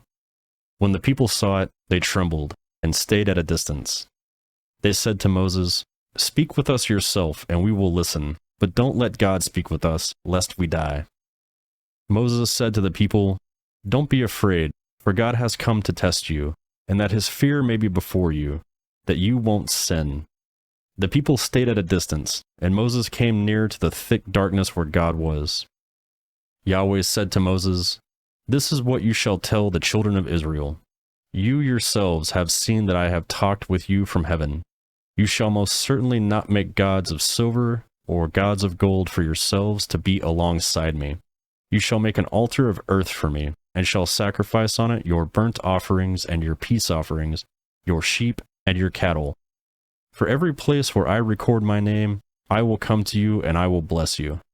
If you make me an altar of stone, you shall not build it of cut stones, for if you lift up your tool on it, you have polluted it. You shall not go up by steps to my altar, that your nakedness may not be exposed to it." Exodus chapter 21. Now these are the ordinances which you shall set before them. If you buy a Hebrew servant, he shall serve 6 years, and in the 7th he shall go out free without paying anything. If he comes in by himself, he shall go out by himself. If he is married, then his wife shall go out with him. If his master gives him a wife, and she bears him sons or daughters, the wife and her children shall be her master's, and he shall go out by himself. But if the servant shall plainly say, "I love my master, my wife, and my children, I will not go out free," then his master shall bring him to God, and shall bring him to the door or the doorpost, and his master shall bore his ear through with an awl, and he shall serve him forever. If a man sells his daughter to be a female servant, she shall not go out as the male servants do. If she doesn't please her master, who has married her to himself, then he shall let her be redeemed. He shall have no right to sell her to a foreign people, since he has dealt deceitfully with her. If he marries her to her son, he shall deal with her as a daughter. If he takes another wife to himself, he shall not diminish her food, her clothing, and her marital rights. If he doesn't do these things for her, she may go free without paying any money. One who strikes a man so that he dies shall surely be put to death. But if it was unintentional, but God allows it to happen, then I will appoint you a place where he shall flee. If a man schemes and comes down presumptuously on his neighbor to kill him, you shall take from him my altar, that he may die. Anyone who attacks his father or his mother shall surely be put to death. Anyone who kidnaps someone and sells them, or if he is found in his hand, he surely shall be put to death. Anyone who curses his father or his mother shall surely be put to death. If men quarrel, and one strikes the other with a stone, or with his fist, and he doesn't die, but is confined to bed, if he rises again, and walks around with his staff, then he who struck him shall be cleared. Only he shall pay for the loss of his time, and shall provide for his healing until he is thoroughly healed. If a man strikes his servant or his maid with a rod, and he dies under his hand, the man shall surely be punished. Notwithstanding, if his servant gets up after a day or two, he shall not be punished, for the servant is his property. If men fight and hurt a pregnant woman so that she gives birth prematurely, and yet no harm follows, he shall be surely fined as much as the woman's husband demands and the judges allow. But if any harm follows, then you must take life for life, eye for eye, tooth for tooth, hand for hand, foot for foot, burning for burning, wound for wound, and bruise to bruise. If a man strikes his servant's eye or his maid's eye and destroys it, he shall let him go free for his eye's sake. If he strikes out his male servant's tooth or his female servant's tooth, he shall let the servant go free for his tooth's sake. If a bull gores a man or a woman to death, the bull shall surely be stoned, and its meat shall not be eaten. But the owner of the bull shall not be held responsible. But if the bull had a habit of goring in the past, and this has been testified to its owner, and he has not kept it in, but it has killed a man or killed a woman, the bull shall be stoned, and its owner shall also be put to death. If a ransom is imposed on him, then he shall give for the redemption of his life whatever is imposed. Whether it has gored a son or has gored a daughter, according to this judgment it shall be done to him. If the bull gores a male servant or a female servant, 30 shekels of silver shall be given to their master, and the ox shall be stoned. If a man opens a pit, or if a man digs a pit and doesn't cover it, and a bull or donkey falls in, the owner of the pit shall make it good. he shall give money to its owner, and the dead animal shall be his. If one man's bull injures another's so that it dies, then they shall sell the live bull and divide the price. They shall also divide the dead animal. Or, if it is known that the bull was in the habit of goring in the past, and its owner had not kept it in, he shall surely pay bull for bull, and the dead animal shall be his own. Exodus chapter 22. If a man steals an ox or a sheep and kills it or sells it, he shall pay 5 oxen for an ox, and 4 sheep for a sheep. If the thief is found breaking in, and is struck so that he dies, there shall be no guilt or bloodshed for him. If the sun has risen on him, he is guilty of bloodshed. He shall make restitution. If he has nothing, then he shall be sold for his theft. If the stolen property is found in his hand alive, whether it ox, donkey, or sheep, he shall pay double.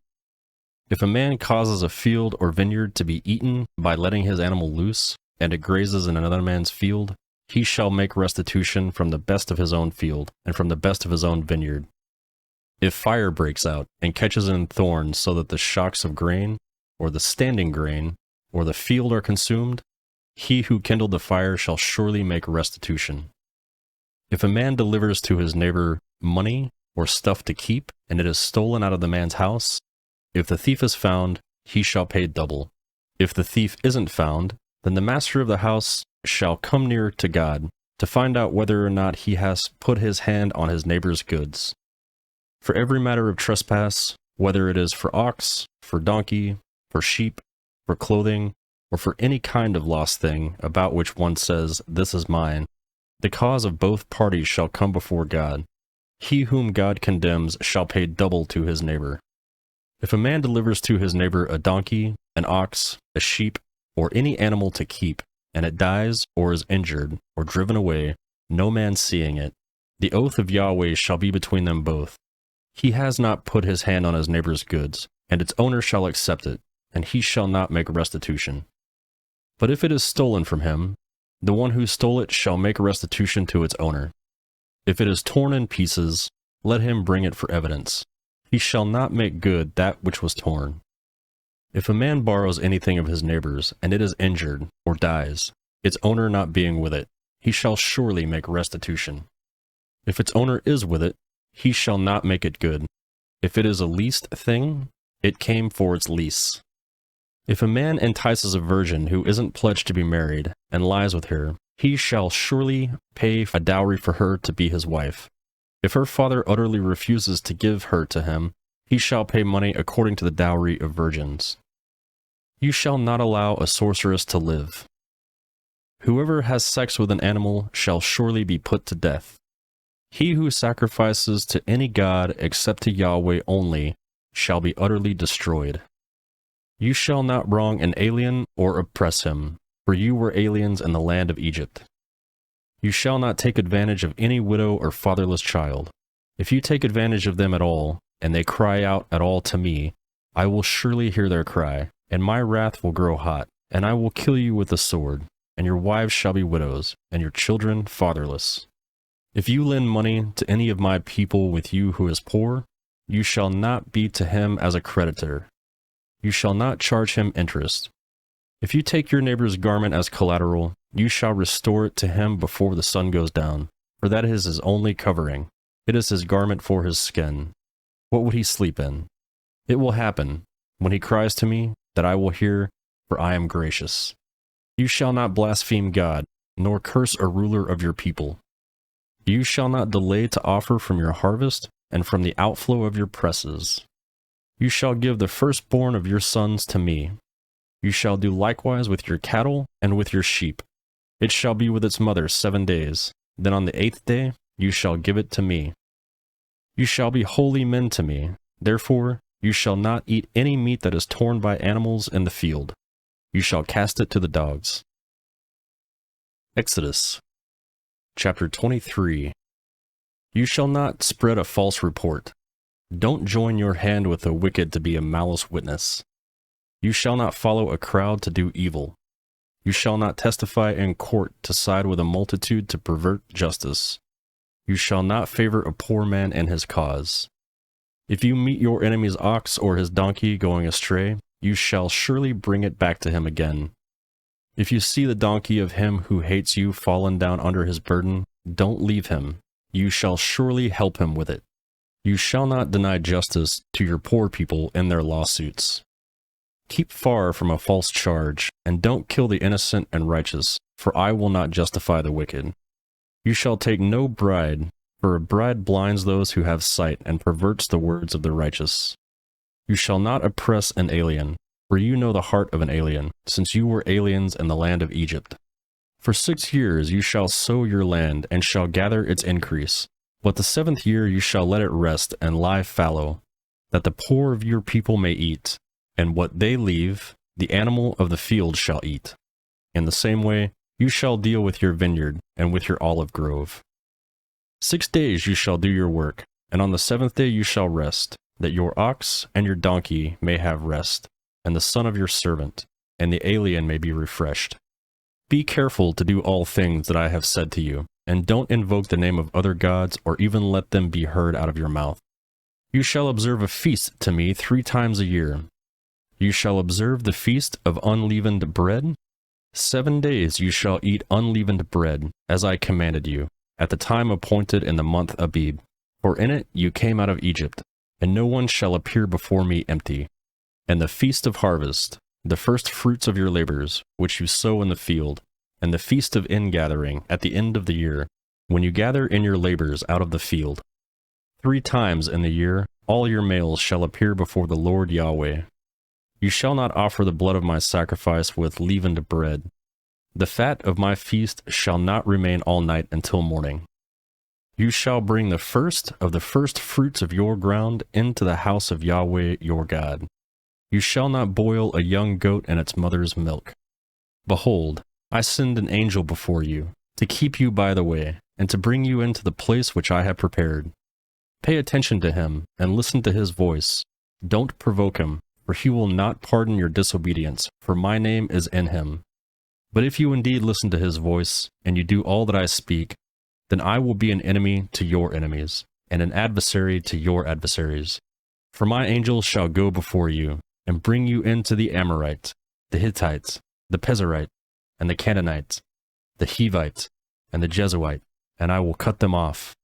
You shall not bow down to their gods, nor serve them, nor follow their practices, but you shall utterly overthrow them and demolish their pillars. You shall serve Yahweh, your God, and he will bless your bread and your water, and I will take sickness away from among you. No one will miscarry or be barren in your land. I will fulfill the number of your days. I will send my terror before you. I will confuse all the people to whom you come, and I will make all your enemies turn their backs on you. I will send the hornet before you, which will drive out the Hivite, the Canaanite, the Hittite from before you.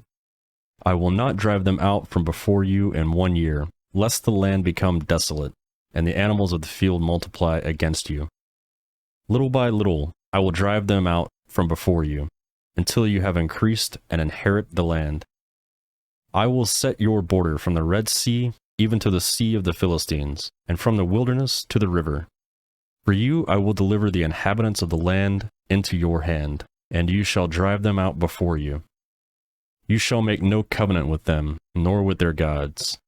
They shall not dwell in your land, lest they make you sin against me. For if you serve their gods, it will surely be a snare to you.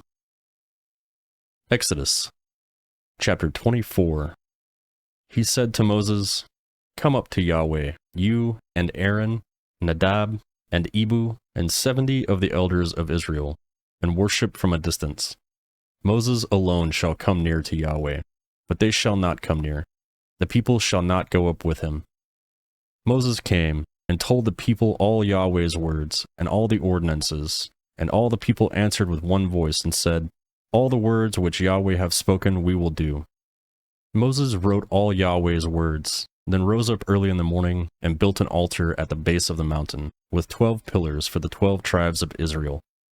He sent young men of the children of Israel, who offered burnt offerings and sacrificed peace offerings of cattle to Yahweh. Moses took half of the blood and put it in basins, and half of the blood he sprinkled on the altar. He took the book of the covenant and read it into the hearing of the people, and they said, "We will do all that Yahweh has said and be obedient." Moses took the blood and sprinkled it on the people, and said, "Look, this is the blood of the covenant, which Yahweh has made with you concerning all these words." Then Moses, Aaron, Nadab, Abihu, and 70 of the elders of Israel went up. They saw the God of Israel. Under his feet was like a paved work of sapphire stone, like the skies for clearness. He didn't lay a hand on the nobles of the children of Israel. They saw God, and ate and drank.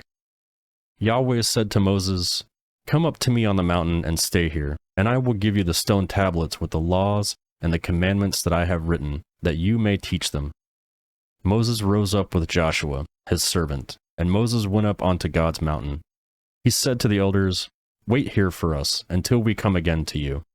Behold, Aaron and Hur are with you. Whoever is involved in a dispute can go to them." Moses went up on the mountain, and the cloud covered the mountain. Yahweh's glory settled onto Mount Sinai, and the cloud covered it 6 days. The 7th day he called to Moses out of the middle of the cloud. The appearance of Yahweh's glory was like a devouring fire on the top of the mountain in the eyes of the children of Israel. Moses entered into the middle of the cloud and went up onto the mountain, and Moses was on the mountain 40 days and 40 nights. Exodus chapter 25. Yahweh spoke to Moses, saying, "Speak to the children of Israel, that they take an offering for me. From everyone whose heart makes him willing, you shall take my offering. This is the offering which you shall take from them: gold, silver, bronze, blue, purple, scarlet, fine linen, goat's hair, ram skins dyed red, sea cow hides, acacia wood, oil for the light, spices for the anointing oil and for the sweet incense, onyx stones, and stones to be set for the ephod and for the breastplate. Let them make me a sanctuary, that I may dwell among them, according to all that I show you, the pattern of the tabernacle and the pattern of its furniture, even so you shall make it. They shall make an ark of acacia wood. Its length shall be 2.5 cubits, its width 1.5 cubits, and 1.5 cubits in its height. You shall overlay it with pure gold, and you shall overlay it inside and outside, and you shall make a gold molding around it. You shall cast 4 rings of gold for it, and then put them in its 4 feet. 2 rings shall be on one side of it, and 2 rings on the other side of it. You shall make poles of acacia wood, and overlay them with gold. You shall put the poles into the rings on the sides of the ark to carry the ark. The poles shall be in the rings of the ark. They shall not be taken from it. You shall put the covenant which I shall give you into the ark. You shall make a mercy seat of pure gold. 2.5 cubits shall be its length, and 1.5 cubits its width. And you shall make 2 cherubim of hammered gold. You shall make them at the 2 ends of a mercy seat. Make 1 cherub at one end, and 1 cherub at the other end. You shall make the cherubim on its 2 ends of one piece with the mercy seat. The cherubim shall spread out their wings upward, covering the mercy seat with their wings, and their faces towards one another. The faces of the cherubim shall be towards the mercy seat. You shall put the mercy seat at the top of the ark, and in the ark you shall put the covenant that I will give you. There I will meet with you, and I will tell you from above the mercy seat, from between the 2 cherubim which are on the ark of the covenant, all that I command for you, the children of Israel. You shall make a tablet of acacia wood. Its length shall be 2 cubits, and its width 1 cubit, and its height 1.5 cubits. You shall overlay it with pure gold, and make a gold molding around it. You shall make a rim of a hand width around it. You shall make a gold molding around its rim. You shall make 4 rings of gold for it, and put the rings in the 4 corners that are in its 4 feet. The rings shall be close to the rim, for places for the poles to carry the table. You shall make the poles of acacia wood, and overlay them with gold, and the table may be carried with them. You shall make its dishes, its spoons, its ladles, and its bowls with which to pour out offerings. You shall make them of pure gold. You shall set bread in the presence of the table before me always. You shall make a lampstand of pure gold. The lampstand shall be made of hammered work. Its base, its shaft, its cups, its buds, and its flowers shall be of one piece with it. There shall be 6 branches going out of the sides. 3 branches of the lamp stand out on one side, and 3 branches of the lamp stand out on the other. 3 cups made like almond blossoms in one branch, a bud and a flower, and 3 cups made like almond blossoms in the other branch, a bud and a flower, so that for the 6 branches going out of the lampstand, and in the lampstand 4 cups made like almond blossoms, its buds and flowers, and a bud under 2 branches of one piece with it, and a bud under 2 branches of one piece with it, and a bud under 2 branches of one piece with it, for the 6 branches going out of the lampstand. Their buds and their branches shall be of one piece with it, all of it one beaten work of pure gold. You shall make its lamps 7, and they shall light its lamps to give light to the space in front of it. Its snuffers and its snuff dishes shall be of pure gold. It shall be made of a talent of pure gold, with all these accessories. See that you make them after their pattern, which has been shown to you on the mountain. Exodus chapter 26. Moreover, you shall make the tabernacle with 10 curtains of fine twined linen, and blue, and purple, and scarlet, with cherubim. You shall make them with the work of a skillful worksman. The length of each curtain shall be 28 cubits, and the width of each curtain 4 cubits. All the curtains shall have one measure. 5 curtains shall be coupled together to one another, and the other 5 curtains shall be coupled to one another. You shall make loops of blue on the edge of the one curtain from the edge in the coupling, and you shall do likewise on the edge of the curtain that is outermost in the second coupling. You shall make 50 loops in the one curtain, and you shall make 50 loops in the edge of the curtain that is in the second coupling. The loops shall be opposite one another. You shall make 50 clasps of gold, and couple the curtains with one another with the clasps. The tabernacle shall be a unit. You shall make curtains of goat's hair for a covering over the tabernacle. You shall make 11 curtains. The length of each curtain shall be 30 cubits, and the width of each curtain 4 cubits. The 11 curtains shall have one measure. You shall couple 5 curtains by themselves, and 6 curtains by themselves, and shall double over the 6th curtain and the foremost of the tent. You shall make 50 loops on the edge of the one curtain that is outermost in the coupling, and 50 loops in the edge of the curtain which is outermost of the second coupling. You shall make 50 clasps of bronze, and put the clasps into the loops, and couple the tent together, that it may be one. The overhanging part that remains of the curtains of the tent, the half curtain that remains, shall hang over the back of the tabernacle. The cubit is on the one side, and the cubit on the other side, of that which remains in the length of curtains of the tent, shall hang over the sides of the tabernacle on this side and on that side to cover it. You shall make a covering for the tents of ram skins dyed red, and a covering of sea cow hides above. You shall make the boards for the tabernacle of acacia wood, standing upright. 10 cubits shall be the length of a board, and 1.5 cubits the width of each board. There shall be 2 tenons in each board, joined to one another. Thus you shall make for all the boards of the tabernacle. You shall make 20 boards for the tabernacle, for the south side southward. You shall make 40 sockets of silver under the 20 boards, 2 sockets under one board for its 2 tenons, and 2 sockets under the other board for its 2 tenons. For the second side of the tabernacle, on the north side, 20 boards, and for their 40 sockets of silver, 2 sockets under one board, and 2 sockets under another board. For the far side of the tabernacle westward you shall make 6 boards. You shall make 2 boards for the corners of the tabernacle in the far side. They shall be double beneath, and in the same way they shall be whole to its top to one ring. Thus shall it be for them both. They shall be for 2 corners. There shall be 8 boards, and their sockets of silver, 16 sockets. 2 sockets under one board, and 2 sockets under another board. You shall make bars of acacia wood, 5 for the boards of the one side of the tabernacle, and 5 bars for the boards of the other side of the tabernacle, and 5 bars for the boards of the side of the tabernacle, for the far side westward. The middle bar and the middle of the boards shall pass through from end to end.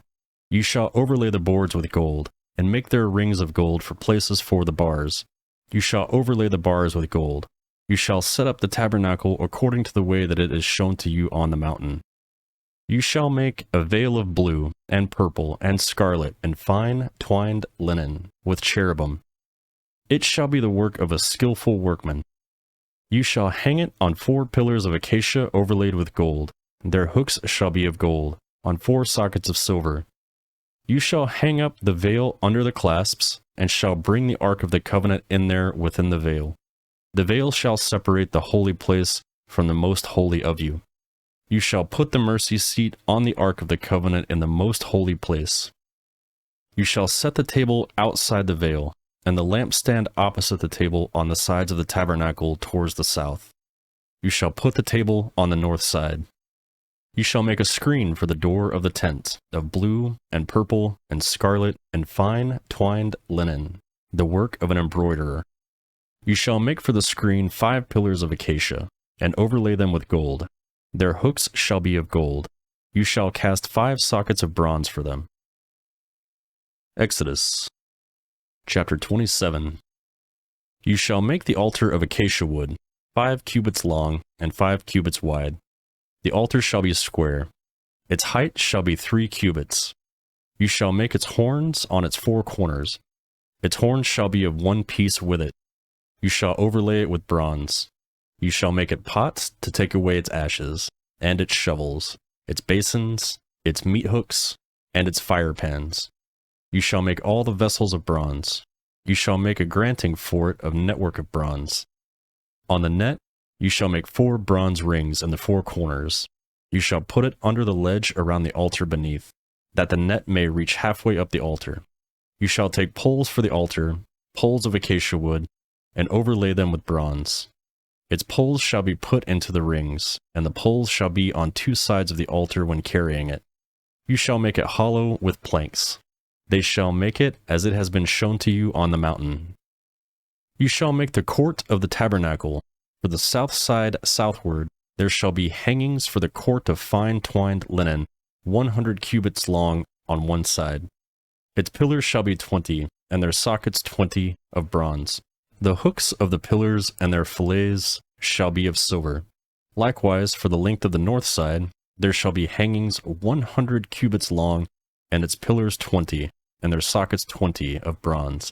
The hooks of the pillars and their fillets of silver. For the width of the court on the west side shall be hangings of 50 cubits, their pillars 10, and their sockets 10. On the width of the court of the east side eastward shall be 50 cubits. The hangings for the one side of the gate shall be 15 cubits, their pillars 3, and their sockets 3. For the other side shall be hangings of 15 cubits, their pillars 3, and their sockets 3. For the gate of the court shall be a screen of 20 cubits of blue, purple, and scarlet, and fine twined linen, the work of the embroiderer. Their pillars 4, and their sockets 4. All the pillars of the court shall be filleted with silver, their hooks of silver, and their sockets of bronze. The length of the court shall be 100 cubits, and the width 50 throughout, and the height 5 cubits of fine twined linen, and their sockets of bronze. All the instruments of the tabernacle, and all its service, and all its pins, and all the pins of the court shall be of bronze. You shall command the children of Israel that they bring to you pure olive beaten for the lights, to cause a light to burn continually. In the tent of meeting, outside the veil which is before the covenant, Aaron and his sons shall keep it in order from evening to morning before Yahweh. It shall be a statute forever throughout their generations on the behalf of the children of Israel. Exodus chapter 28. Bring Aaron, your brother, and his sons with him, near to you from among the children of Israel, that he may minister to me in the priest's office. Aaron, with Nadab, Abihu, Eleazar, and Ithamar, Aaron's sons. You shall make holy garments for Aaron, your brother, for glory and for beauty. You shall speak to all who are wise-hearted, whom I have filled with the spirit of wisdom, that they make Aaron's garments to sanctify him, that he may minister to me in the priest's office. These are the garments which they shall make: a breastplate, an ephod, a robe, a fitted tunic, a turban, and a sash.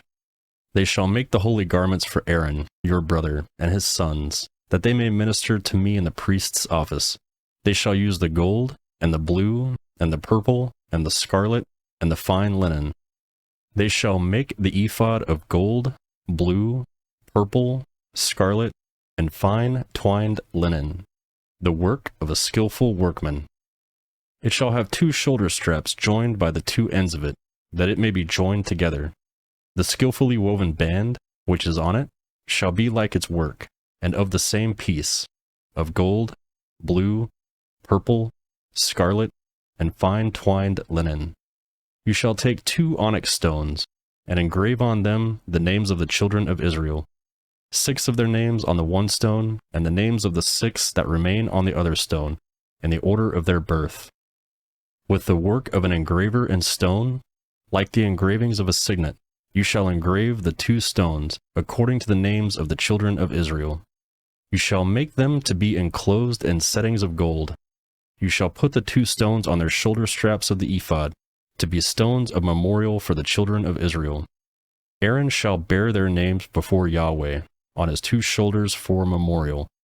You shall make settings of gold, and 2 chains of pure gold, and shall make them like cords of braided work. You shall put the braided chains on the settings. You shall make a breastplate of judgment, the work of a skillful workman. Like the work of the ephod, you shall make it of gold, of blue, and purple, and scarlet, and fine twined linen. You shall make it. It shall be square and folded double. A span shall be its length, and a span shall be its width. You shall set it in settings of stones, 4 rows of stones. A row of ruby, topaz, and beryl shall be the first row, and the second row, a turquoise, a sapphire, and an emerald, and the third row, a jacinth, an agate, and an amethyst, and the 4th row, a chrysolite, an onyx, and a jasper. They shall be enclosed in gold in their settings. The stones shall be according to the names of the children of Israel, 12 according to their names. Like the engravings of a signet, every one according to his name, they shall be for the 12 tribes. You shall make on the breastplate chains like cords, of braided work of pure gold. You shall make on the breastplate 2 rings of gold, and shall put the 2 rings on the 2 ends of the breastplate. You shall put the 2 braided chains of gold into the 2 rings at the ends of the breastplate. The other 2 ends of the 2 braided chains you shall put on the 2 settings, and put them on the shoulder straps of the ephod in its forepart.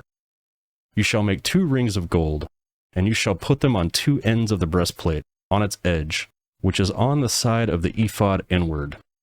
You shall make 2 rings of gold, and shall put them on 2 shoulder straps of the ephod underneath, in its forepart, closing it by coupling, above the skillfully woven band of the ephod. They shall bind the breastplate by its rings to the rings of the ephod with a lace of blue, that it may be on the skillfully woven band of the ephod, and that the breastplate may not swing out from the ephod. Aaron shall bear the names of the children of Israel and the breastplate of judgment on his heart, when he goes into the holy place for memorial before Yahweh continually. You shall put in the breastplate of judgment the Urim and the Thummim, and they shall be on Aaron's heart, when he goes in before Yahweh. Aaron shall bear the judgment of the children of Israel on his heart before Yahweh continually. You shall make the robe of the ephod of all blue. It shall have a hole for the head in the middle of it. It shall have a binding of woven work around its hole, as it were the hole of a coat of mail, that it not be torn. On its hem you shall make pomegranates of blue, and of purple, and of scarlet, all around its hem, with bells of gold between and around them. A gold bell and a pomegranate, a golden bell and a pomegranate, around the hem of the robe. It shall be on Aaron to minister, and its sound shall be heard when he goes into the holy place before Yahweh, and when he comes out, that he not die. You shall make a plate of pure gold, and engrave on it, like the engravings of a signet, holy to Yahweh. You shall put it on a lace of blue, and it shall be on a sash. It shall be on the front of the sash. It shall be on Aaron's forehead, and Aaron shall bear the iniquity of the holy things, which the children of Israel shall make holy in all their holy gifts. It shall be always on his forehead, that it may be accepted before Yahweh. You shall weave the tunic with fine linen. You shall make a turban of fine linen. You shall make a sash, the work of the embroiderer. You shall make the tunics for Aaron's sons. You shall make the sashes for them. You shall make headbands for them, for glory and for beauty. You shall put them on Aaron your brother, and on his sons with him, and shall anoint them, and consecrate them, and sanctify them, that they may minister to me in the priest's office. You shall make them linen pants to cover their naked flesh. They shall reach from the waist even to the thighs. They shall be on Aaron and on his sons, when they go into the tent of meeting, or they will come near to the altar to minister in the holy place, that they don't bear iniquity and die. This shall be a statute forever to him, and to his offspring after him. Exodus, chapter 29. This is the thing that you shall do to them to make them holy, to minister to me in the priest's office. Take 1 young bull and 2 rams without defect, unleavened bread, unleavened cake mixed with oil, and unleavened wafers anointed with oil. You shall make them of fine wheat flour. You shall put them into 1 basket, and bring them in the basket, with the bull and the 2 rams. You shall bring Aaron and his sons to the door of the tent of meeting, and shall wash them with water. You shall take the garments, and put on Aaron the tunic, the robe of the ephod, and the breastplate, and clothe him with the skillfully woven band of the ephod. You shall set the turban on his head, and put the holy crown on the turban. Then you shall take the anointing oil, and pour it on his head, and anoint him. You shall bring his sons, and put tunics on them. You shall clothe them with belts, Aaron and his sons, and bind headbands on them. They shall have the priesthood by a perpetual statute. You shall consecrate Aaron and his sons. You shall bring the bull before the tent of meeting, and Aaron and his sons shall lay their hands on the head of the bull. You shall kill the bull before Yahweh at the door of the tent of meeting. You shall take of the blood of the bull, and put it on the horns of the altar with your finger, and you shall pour out all the blood at the base of the altar. You shall take all the fat that covers the innards, and cover of the liver, and the kidneys, and the fat that is on them, and burn them on the altar. But the meat of the bull, and its skin, and its dung, you shall burn with fire outside of the camp. It is a sin offering.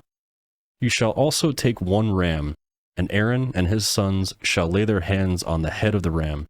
You shall kill the ram, and you shall take its blood, and sprinkle it around the altar. You shall cut the ram into pieces, and wash its innards and its legs, and put it with the pieces, and with its head. You shall burn the whole ram on the altar. It is a burnt offering to Yahweh, and it is a pleasant aroma, an offering made by fire to Yahweh. You shall take the other ram, and Aaron and his sons shall lay their hands on the head of the ram. You shall kill the ram, and take some of its blood, and put it on the tip of the right ear of Aaron, and on the tip of the right ear of his sons, and on the thumb of their right hand, and on the big toe of their right foot, and sprinkle the blood around the altar. You shall take the blood that is on the altar, and of the anointing oil, and sprinkle it on Aaron, and on his garments, and on his sons, and on the garments of his sons with him, and he shall be made holy, and his garments, and his sons' garments with him. Also, you shall take some of the ram's fat, the fat tail, the fat that covers the innards, and cover the liver, the 2 kidneys, the fat that is on him, and the right thigh, for it is the ram of consecration, and 1 loaf of bread, 1 cake of oiled bread, and 1 wafer out of the basket of the unleavened bread that is before Yahweh. You shall put all of this in Aaron's hands, and in his sons' hands, and shall wave them for a wave of offering before Yahweh. You shall take them from their hands, and burn them on the altar on the burnt offering, for a pleasant aroma before Yahweh. It is an offering made by fire to Yahweh. You shall take the breast of Aaron's ram of consecration, and wave it for a wave offering before Yahweh. It shall be your portion. You shall sanctify the breast of the wave offering and the thigh of the wave offering, which is waved, and which is raised up, of the ram of consecration. even of that which is for Aaron, and of that which is for his sons. It shall be for Aaron and his sons as their portion forever from the children of Israel, for it is a wave offering. It shall be a wave offering from the children of Israel of the sacrifices of their peace offerings, even their wave offering to Yahweh. The holy garments of Aaron shall be for his sons after him, to be anointed in them, and to be consecrated in them. 7 days shall the son who is priest in his place put them on, when he comes into the tent of meeting to minister in the holy place. You shall take the ram of consecration and boil its meat in a holy place. Aaron and his sons shall eat the meat of the ram, and the bread that is in the basket at the door of the tent of meeting. They shall eat those things with which atonement was made, to consecrate and sanctify them. But a stranger shall not eat of it, because they are holy. If anything of the meat of the consecration or of the bread remains in the morning, then you shall burn the remainder with fire. It shall not be eaten, because it is holy. You shall do so to Aaron and to his sons, according to all that I have commanded you. You shall consecrate them 7 days. Every day you shall offer the bull of sin offering for atonement. You shall cleanse the altar when you make atonement for it. You shall anoint it to sanctify it. 7 days you shall make atonement for the altar, and sanctify it, and the altar shall be most holy. Whatever touches the altar shall be holy. Now, this is that which you shall offer to the altar: 2 lambs, a year old day by day continually. The one lamb you shall offer in the morning, and the other lamb you shall offer at evening. And with the one lamb, 1/10 part of an ephah of fine flour mixed with the 4th part of a hin of beaten oil, and the 4th part of a hin of wine for a drink offering.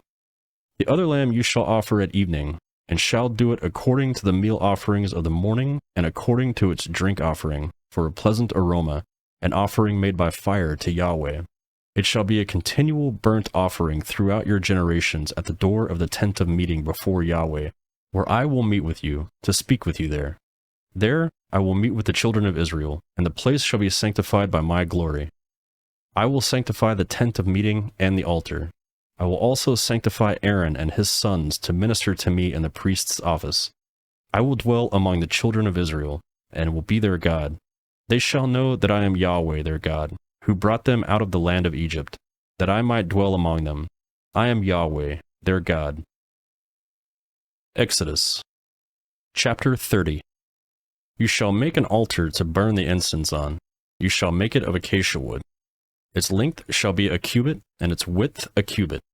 It shall be square, and its height shall be 2 cubits. Its horns shall be of one piece with it. You shall overlay it with pure gold, its top, its sides, and its horns, and you shall make a gold molding around it. You shall make 2 gold rings for it under its molding. On its 2 ribs, on its 2 sides you shall make them, and they shall be places for your poles with which to bear it. You shall make the poles of acacia wood, and overlay them with gold. You shall put it before the veil that is by the ark of the covenant, before the mercy seat that is over the covenant, where I will meet with you. Aaron shall burn incense of sweet spices on it every morning. When he tends the lamps, he shall burn it. When Aaron lights the lamps at evening, he shall burn it, a perpetual incense before Yahweh throughout your generations. You shall offer no strange incense on it, nor burnt offerings, nor meal offerings, and you shall pour no drink offering on it. Aaron shall make atonement on its horns once in a year. With the blood of the sin offering of atonement, once in the year he shall make atonement for it throughout your generations. It is most holy to Yahweh. Yahweh spoke to Moses, saying, When you take a census of the children of Israel, according to those who are counted among them, then each man shall give a ransom for his soul to Yahweh when you count them, that there be no plague among them when you count them. They shall give this, everyone who passes over to those who are counted, half a shekel according to the shekel of the sanctuary. The shekel is 20 garas. Half a shekel for an offering to Yahweh. Everyone who passes over to those who are counted, from 20 years old and upward, shall give the offering to Yahweh. The rich shall not give more, and the poor shall not give less than the half shekel when they give the offering of Yahweh, to make atonement for your souls. You shall take the atonement money of the children of Israel, and shall appoint it for the service of the tent of meeting. that it may be a memorial for the children of Israel before Yahweh to make atonement for your souls. Yahweh spoke to Moses, saying, You shall also make a basin of bronze, and its base of bronze, in which to wash. You shall put it in between the tent of meeting and the altar, and you shall put water on it. Aaron and his sons shall wash their hands and feet in it. When they go into the tent of meeting, they shall wash with water, that they not die. Or when they come near to the altar to minister, to burn an offering made by fire to Yahweh, so that they shall wash their hands and their feet, and that they not die. This shall be a statute forever to them, even to him and to his descendants throughout their generations. Moreover, Yahweh spoke to Moses, saying, Also, take fine spices, a liquid of myrrh, 500 shekels, and of fragrant cinnamon half as much, even 250, and of fragrance of cane, 250, and of cassia, 500, according to the shekel of the sanctuary, and a hin of olive oil. You shall make it into a holy anointing oil, a perfume compounded after the art of the perfumer. It shall be a holy anointing oil. You shall use it to anoint the tent of meeting, the ark of the covenant, and the table and all its articles, the lampstand and its accessories, the altar of incense, the altar of burnt offerings with all its utensils, and the basin with its base. You shall sanctify them, that they may be most holy. Whatever touches them shall be holy. You shall anoint Aaron and his sons and sanctify them, that they may minister to me in the priest's office. You shall speak to the children of Israel, saying, This shall be a holy anointing oil to me throughout your generations. It shall not be poured on man's flesh, and do not make any like it according to its composition. It's holy. It shall be holy to you. Whoever compounds any like it, or whoever puts any of it on a stranger, he shall be cut off from his people. Yahweh said to Moses, Take yourself sweet spices, gum resin, anakia, and galbanon, sweet spices with pure frankincense. There shall be an equal weight of each. You shall make incense of it, a perfume after the art of the perfumer, seasoned with salt, pure and holy. You shall beat some of it very small, and put some of it before the covenant and the tent of meeting, where I will meet with you. It shall be to you most holy. You shall not make this incense according to its composition for yourselves. It shall be to you holy for Yahweh. Whoever shall make any like it to smell of it, he shall be cut off from his people. Exodus chapter 31. Yahweh spoke to Moses, saying, Behold, I have called by name Bezalel, the son of Uri, the son of Hur, of the tribe of Judah. I have filled them with the Spirit of God, and wisdom, and in understanding, and in knowledge, and in all kinds of workmanship, to devise skillful works, to work in gold, and in silver, and in bronze, and in cutting stones for setting, and in carving of wood, to work in all kinds of workmanship.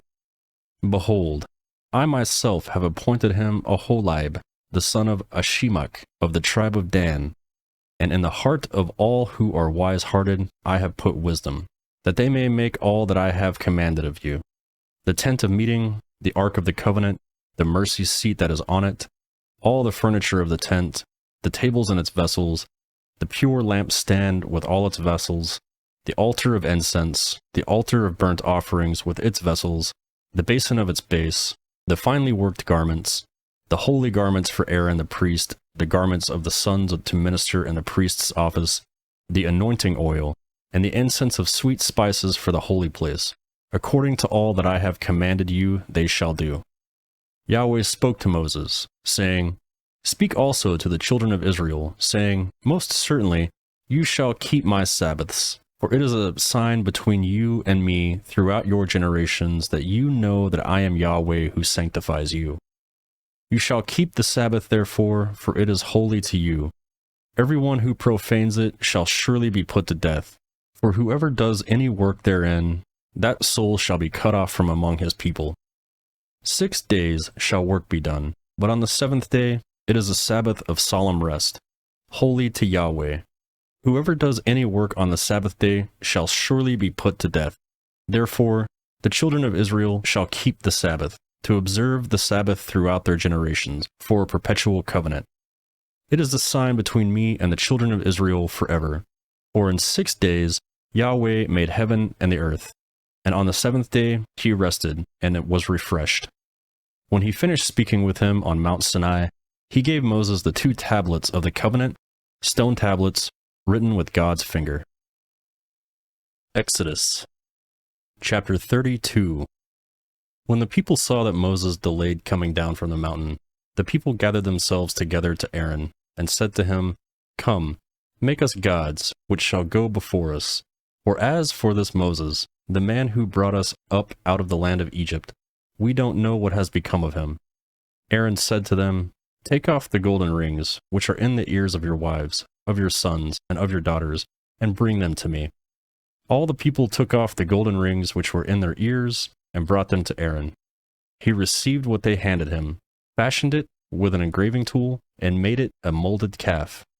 Then they said, These are your gods, Israel, which brought you up out of the land of Egypt. When Aaron saw this, he built an altar before it, and Aaron made a proclamation, and said, Tomorrow shall be a feast to Yahweh. They rose up early on the next day, and offered burnt offerings, and brought peace offerings, and the people sat down to eat and to drink, and rose up to play. Yahweh spoke to Moses, Go, get down, for your people, whom you have brought up out of the land of Egypt, have corrupted themselves. They have turned away quickly out of the way which I commanded them. They have made themselves a molded calf, and have worshipped it, and have sacrificed to it, and have said, These are your gods, Israel, which brought you up out of the land of Egypt. Yahweh said to Moses, I have seen these people, and behold, they are a stiff-necked people. Now therefore leave me alone, that my wrath may burn hot against them, and that I may consume them, and I will make of you a great nation. Moses begged Yahweh his God, and said, Yahweh, why does your wrath burn hot against your people, that you have brought out of the land of Egypt, with great power and with a mighty hand? Why should the Egyptians talk, saying, He brought them out of evil, to kill them in the mountains, and to consume them from the surface of the earth? Turn from your fierce wrath, and turn away from this evil against your people. Remember Abraham, Isaac, and Israel, your servants, to whom you swore by your own self, and said to them, I will multiply your offspring as the stars of the sky, and all this land that I have spoken of I will give to your offspring, and they shall inherit it forever. So Yahweh turned away from the evil which he said he would do to his people. Moses turned and went down from the mountain, with 2 tablets of the covenant in his hands, tablets that were written on both of their sides. They were written on one side and on the other. The tablets were the work of God, and the writings he was writing of God, engraved on the tablets. When Joshua heard the noise of the people as they shouted, he said to Moses, There is the noise of war in the camp. He said, It isn't the voice of those who shout for victory. It is not the voice of those who cry for being overcome, but the noise of those who sing that I hear. As soon as he came near the camp, he saw the calf and the dancing. Then Moses' anger grew hot, and he threw the tablets out of his hands and broke them beneath the mountain. He took the calf which they had made and burned it with fire, ground it into powder, and scattered it onto the water, and made the children of Israel drink it. Moses said to Aaron, What did these people do to you, that you have brought a great sin on them? Aaron said, Don't let the anger of my Lord grow hot. You know the people, that they are set on evil. For they said to me, Make us gods, which shall go before us. As for this Moses, the man who brought us up out of the land of Egypt, we don't know what has become of him. I said to them, Whoever has any gold, let them take it off. So they gave it to me, and I threw it into the fire, and out came this calf. When Moses saw that the people were out of control, for Aaron had let them lose control, causing derision amongst their enemies, then Moses stood in the gate of the camp, and said, Whoever is on Yahweh's side, come with me. All the sons of Levi gathered themselves together to him. He said to them, Yahweh, the God of Israel, says, Every man put his sword on his thigh, and go back and forth from gate to gate throughout the camp, and every man kill his brother, and every man his companion, and every man his neighbor. The sons of Levi did according to the words of Moses. About 3,000 men fell of the people that day. Moses said, Consecrate yourselves today to Yahweh, For every man was against his son and against his brother, that he may give you a blessing today. On the next day, Moses said to the people, You have sinned a great sin. Now I will go up to Yahweh. Perhaps I should make atonement for your sin. Moses returned to Yahweh and said, Oh, this people have sinned a great sin, and have made themselves gods of gold. Yet now, if you will, forgive their sin, and if not, please blot me out of your book which you have written.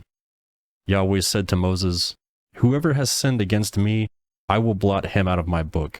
Now go, lead the people to the place of which I have spoken to you. Behold, my angels shall go before you. Nevertheless, in the day when I will punish them for their sin. Yahweh struck the people because of what they did with the calf, which Aaron made.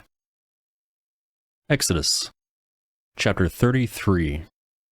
Yahweh spoke to Moses, Depart, go up from here, you and the people that you have brought up out of the land of Egypt, to the land of which I swore to Abraham, to Isaac, and to Jacob, saying, I will give it to your offspring. I will send an angel before you, and I will drive out the Canaanite, the Amorite, the Hittite, the Perizzite, the Hivite, and the Jebusite. Go to a land flowing with milk and honey. But I will not go up among you, for you are a stiff-necked people, lest I consume you on the way.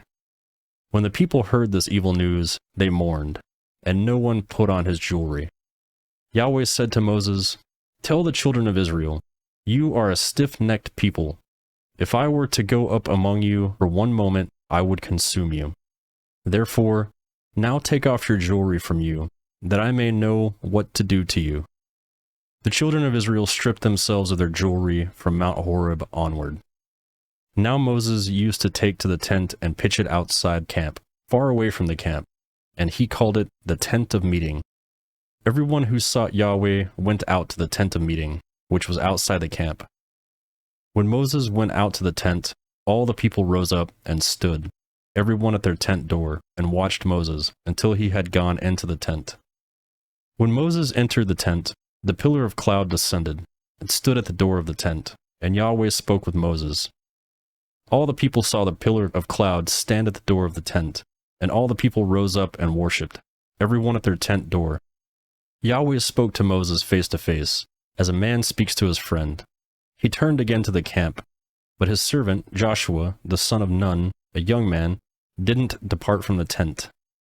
Moses said to Yahweh, Behold, you tell me, Bring up this people, and you haven't let me know whom you will send with me. Yet you have said, I know you by name, and you have also found favor in my sight. Now, therefore, if I have found favor in your sight, please show me your way, now, that I may know you, so that I may find favor in your sight, and consider that this nation is your people. He said, My presence will go with you, and I will give you rest. Moses said to him, If your presence doesn't go with me, don't carry us up from here. For how would people know that I have found favor in your sight, I and your people? Isn't it that you go with us, so that we are separated, I and your people, from all the people who are on the surface of the earth? Yahweh said to Moses, I will do this thing also that you have spoken, for you have found favor in my sight, and I know you by name. Moses said, Please, show me your glory. He said, I will make all my goodness pass before you, and will proclaim Yahweh's name before you. I will be gracious to whom I will be gracious, and will show mercy on whom I will show mercy. He said, You cannot see my face, for a man may not see me and live. Yahweh also said, Behold, there is a place by me, and you shall stand on the rock. It will happen, while my glory passes by, that I will put you in a cleft of the rock, and will cover you with my hand until I have passed by. Then I will take my hand away, and you will see my back, but my face shall not be seen. Exodus chapter 34. Yahweh said to Moses, Chisel 2 stone tablets like the first. I will write on the tablets the words that were on the first tablets, which you broke. Be ready by the morning, and come up in the morning to Mount Sinai, and present yourself there to me on the top of the mountain. No one shall come up with you, or be seen anywhere on the mountain. Do not let the flocks or herds graze on the front of that mountain. He chiseled 2 tablets of stone like the first. Then Moses rose up early in the morning, and went up to Mount Sinai, as Yahweh had commanded him, and took in his hand 2 stone tablets. Yahweh descended in the cloud, and took with him there, and proclaimed Yahweh's name. Yahweh passed by before him, and proclaimed, Yahweh! Yahweh, a merciful and gracious God, slow to anger, and abundant in loving kindness and truth, keeping loving kindness for thousands, forgiving iniquity and disobedience and sin. And who will by no means clear the guilty, visiting the iniquity of the fathers on the children, and on the children's children, and on the 3rd and on the 4th generation. Moses hurried, and bowed his head towards the earth, and worshipped. He said, If now I have found favor in your sight, Lord, please let the Lord go among us. Even though this is a stiff-necked people, pardon our iniquity and our sin, and take us for your inheritance. He said, Behold, I make a covenant. Before all your people I will do marvels, such as have not been worked in all the earth, nor in any nation, and all the people among whom you are shall see the work of Yahweh. For it is an awesome thing that I do with you. Observe that which I command you today. Behold, I will drive out before you the Amorite, the Canaanite, the Hittite, the Perizzite, the Hivite, and the Jebusite. Be careful, lest you make covenant with the inhabitants of the land where you are going, lest it be for a snag among you. But you shall break down their altars, and dash in pieces of their pillars, and you shall cut down their Asherah poles, for you shall worship no other God, for Yahweh, whose name is jealous, is a jealous God. Don't make a covenant with the inhabitants of the land, lest they play the prostitute after their gods, and sacrifice to their gods, and one call you and you eat of his sacrifice, and you take of their daughters to your sons, and their daughters play the prostitute after their gods, and make your sons play the prostitute after their gods. You shall cast no idols for yourselves. You shall keep the feast of unleavened bread. 7 days you shall eat unleavened bread, as I commanded you, at the time appointed in the month Abib. For in the month Abib you came out of Egypt. All that opens the womb is mine.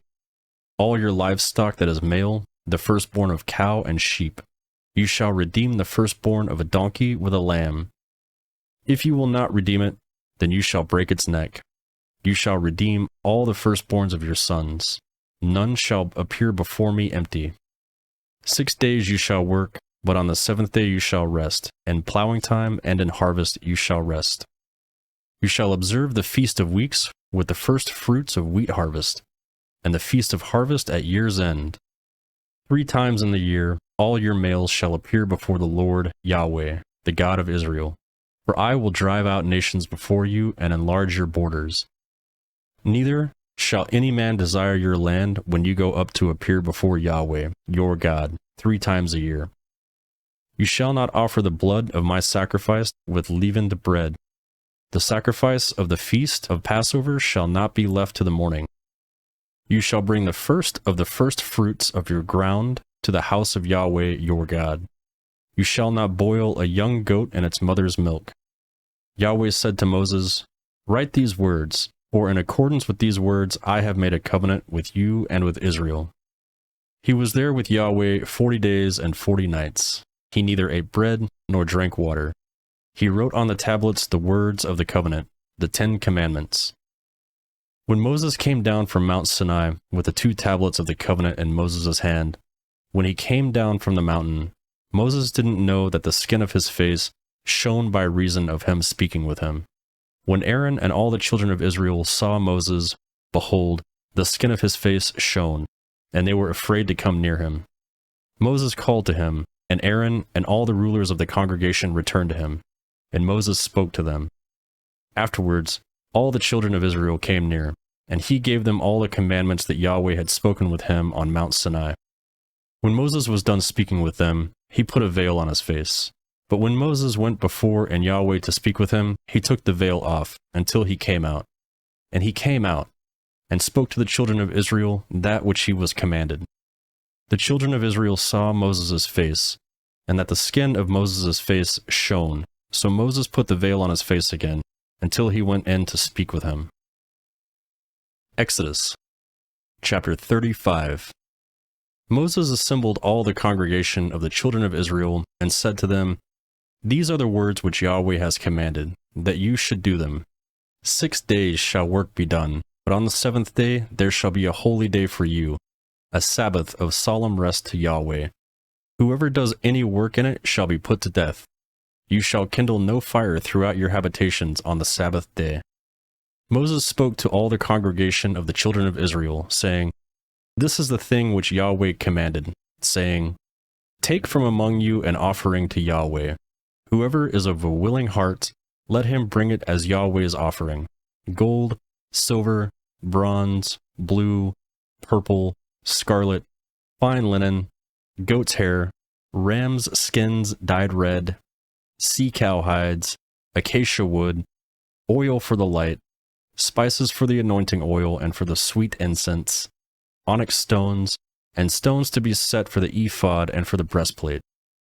Let every wise-hearted man among you come, and make all that Yahweh has commanded: the tabernacle, its outer covering, its roof, its clasps, its boards, its bars, its pillars, its sockets, and the ark, and its poles, and the mercy seat, the veil of the screen, the table with its poles and all of its vessels, and the showbread, the lampstand also for the light, with its vessels, and its lamps, and the oil for the light, and the altar of incense with its poles, the anointing oil, the sweet incense, the screen for the door, at the door of the tabernacle, the altar of burnt offerings with its grating of bronze, its poles, and all its vessels, the basins and its base, the hangings of the court, its pillars, their sockets, and the screens for the gate of the court, the pins of the tabernacle, the pins of the court, and their cords, the finely worked garments for ministering in the holy place, the holy garments for Aaron, the priest, and the garments of his sons, to minister to the priest's office. All the congregation of the children of Israel departed from the presence of Moses.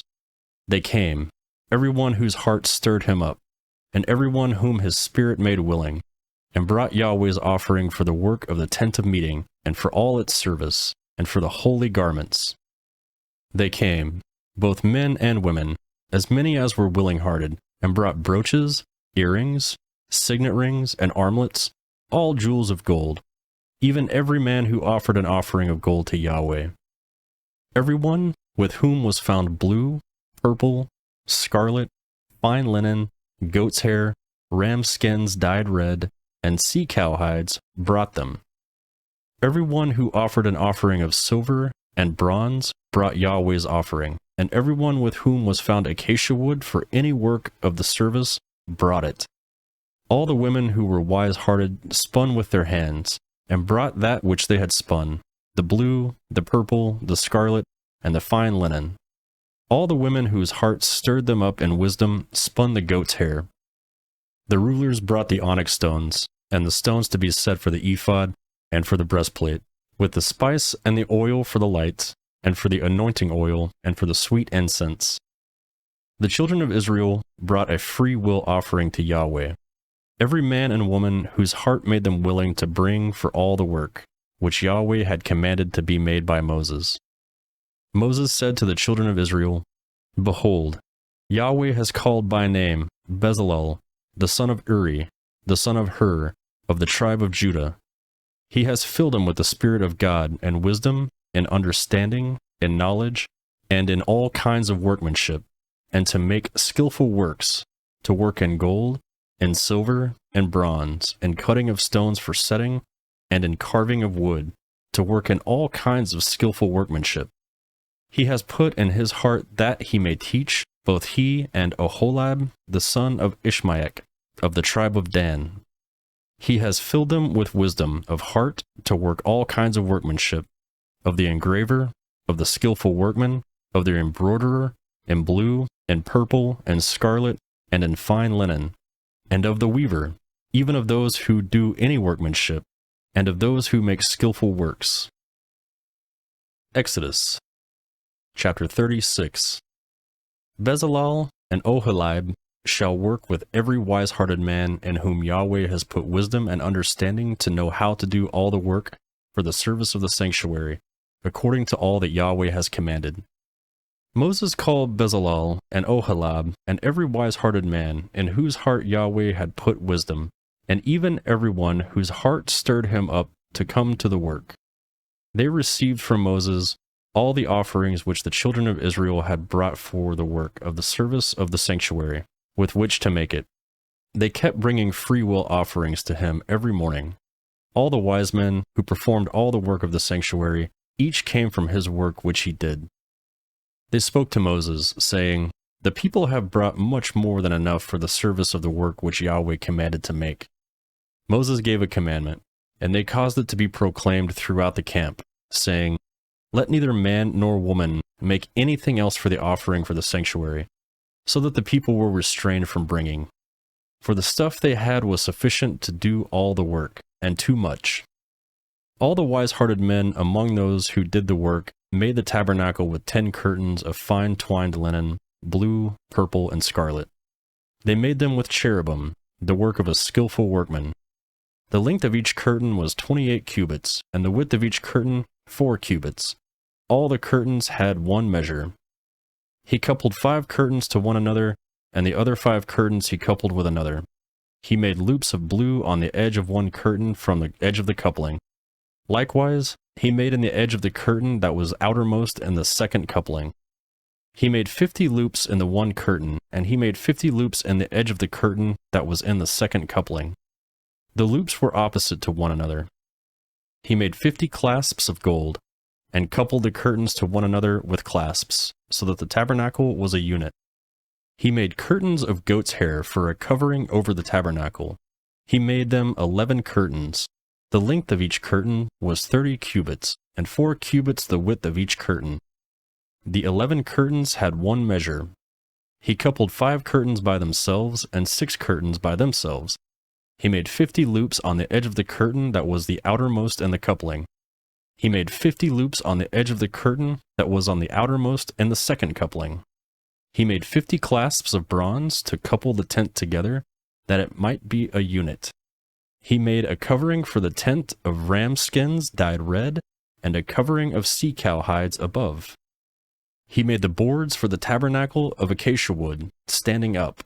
10 cubits was the length of a board, and a cubit was a half the width of each board. Each board had 2 tenons, joined to one another.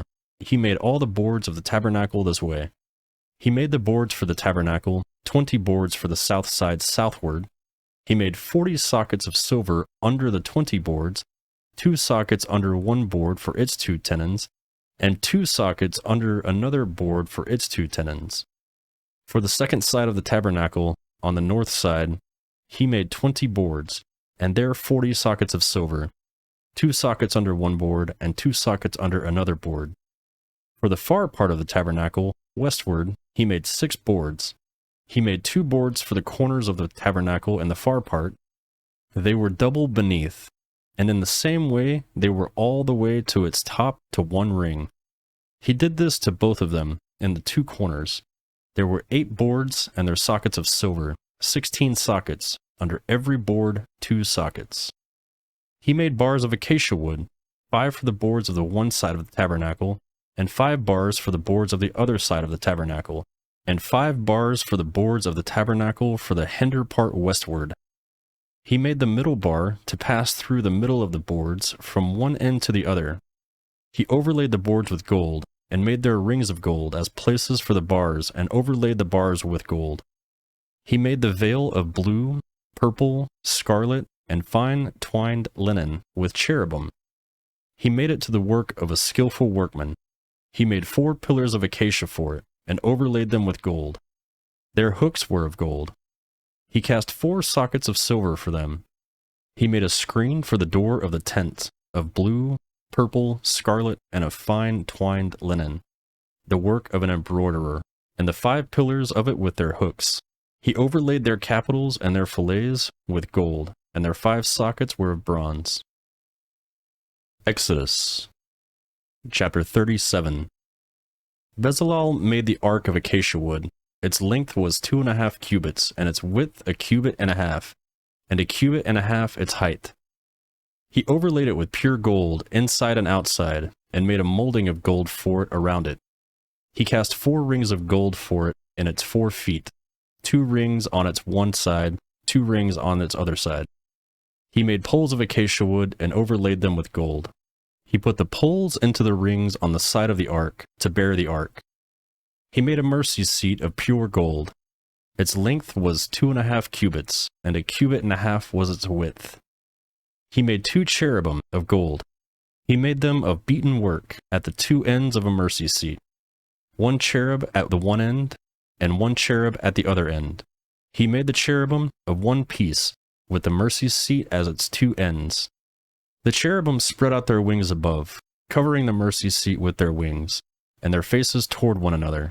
The faces of the cherubim were toward the mercy seat. He made the table of acacia wood. Its length was 2 cubits, and its width was 1 cubit, and its height was 1.5 cubits. He overlaid it with pure gold, and made a gold molding around it. He made a border of a hand's width around it, and made a golden molding on its border around it. He cast 4 rings of gold for it, and put the rings in the 4 corners that were on its feet. The rings were close by the border, the places for the poles to carry the table. He made the poles of acacia wood, and overlaid them with gold, to carry the table. He made the vessels which were on the table, its dishes, its spoons, its bowls, and its pitchers with which to pour out of pure gold. He made the lampstand of pure gold. He made the lampstand of beaten works, its base, its shaft, and its cups, its buds, and its flowers were of one piece with it. There were 6 branches going out of its sides. 3 branches of the lamp stand out of its one side, and 3 branches of the lamp stand out of its other side. 3 cups made like almond blossoms in one branch, a bud and a flower, and 3 cups made like almond blossoms on the other branch, a bud and a flower. So for the 6 branches going out of the lampstand. In the lampstand there were 4 cups made like almond blossoms, its buds and its flowers, and a bud under 2 branches of one piece with it, and a bud under 2 branches of one piece with it, and a bud under 2 branches of one piece with it, for the 6 branches going out of it. Their buds and their branches were of one piece with it. The whole thing was one beaten work of pure gold. He made its 7 lamps, and its snuffers, and its snuff dishes of pure gold, and he made a talent of pure gold, with all its vessels. He made the altar of incense of acacia wood. It was square, its length was 1 cubit, and its width was 1 cubit. Its height was 1 cubit. Its horns were of one piece with it. He overlaid it with pure gold, its top, its sides around it, and its horns. He made a gold molding around it. He made 2 golden rings from under its molding crown, on its 2 ribs, on its 2 sides, for places for poles with which to carry it. He made the poles of acacia wood, and overlaid them with gold. He made the holy anointing oil, and the pure incense of sweet spices, after the art of the perfumer. Exodus, chapter 38. He made the altar of burnt offering of acacia wood. It was square. Its length was 5 cubits. Its width was 5 cubits, and its height was 3 cubits. He made its horns on its 4 corners. Its horns were of one piece with it, and he overlaid it with bronze. He made all the vessels of the altar, the pots, the shovels, the basins, the forks, and the fire pans. He made all its vessels of bronze. He made for the altar a grating of network of bronze, under the ledge around it beneath, reaching halfway up. He cast 4 rings for the 4 corners of bronze grating, to be places for poles. He made the poles of acacia wood, and overlaid them with bronze. He put the poles into the rings on the side of the altar, with which to carry it. He made it hollow with planks. He made the basin of bronze, and its base of bronze, out of the mirrors of the ministering women who ministered at the door of the tent of meeting. He made the court. For the south side southward, the hangings of the court were of fine twined linen, 100 cubits. Their pillars were 20, and their sockets 20, of bronze. The hooks of the pillars and their fillets were of silver. For the north side, 100 cubits, their pillars 20, and their sockets 20, of bronze. The hooks of the pillars and their fillets of silver. For the west side were hanging of 50 cubits, their pillars 10, and their sockets 10, and the hooks of the pillars and their fillets of silver. For the east side eastward, 50 cubits, The hanging for the one side were 15 cubits, their pillars 3, and their sockets 3. And so for the other side. On this hand and that hand of the gate of the court were hangings of 15 cubits, their pillars 3, and their sockets 3. All the hangings around the court were of fine twined linen. The sockets for the pillars were of bronze. The hooks on the pillars and their fillets were of silver. Their capitals were overlaid with silver. All the pillars of the court had silver bands. The screen for the gate of the court was the work of the embroiderer, of blue, purple, scarlet, and of fine twined linen. 20 cubits was the length, and the height along the width was 5 cubits, like the hangings of the court. Their pillars were 4, and their sockets 4, of bronze, their hooks of silver, and the overlaying of their capitals, and their fillets of silver. All the pins of the tabernacle and around the court were of bronze.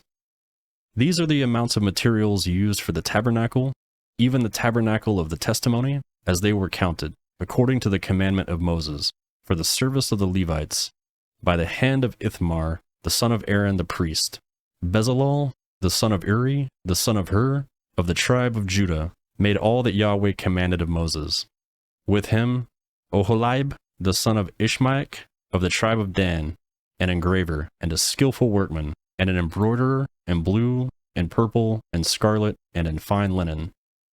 All the gold that was used for the work, and all the work of the sanctuary, even the gold of the offering, was 29 talents, and 730 shekels, according to the shekel of the sanctuary. The silver of those who were counted of the congregation was 100 talents, and 1,775 shekels, according to the shekel of the sanctuary.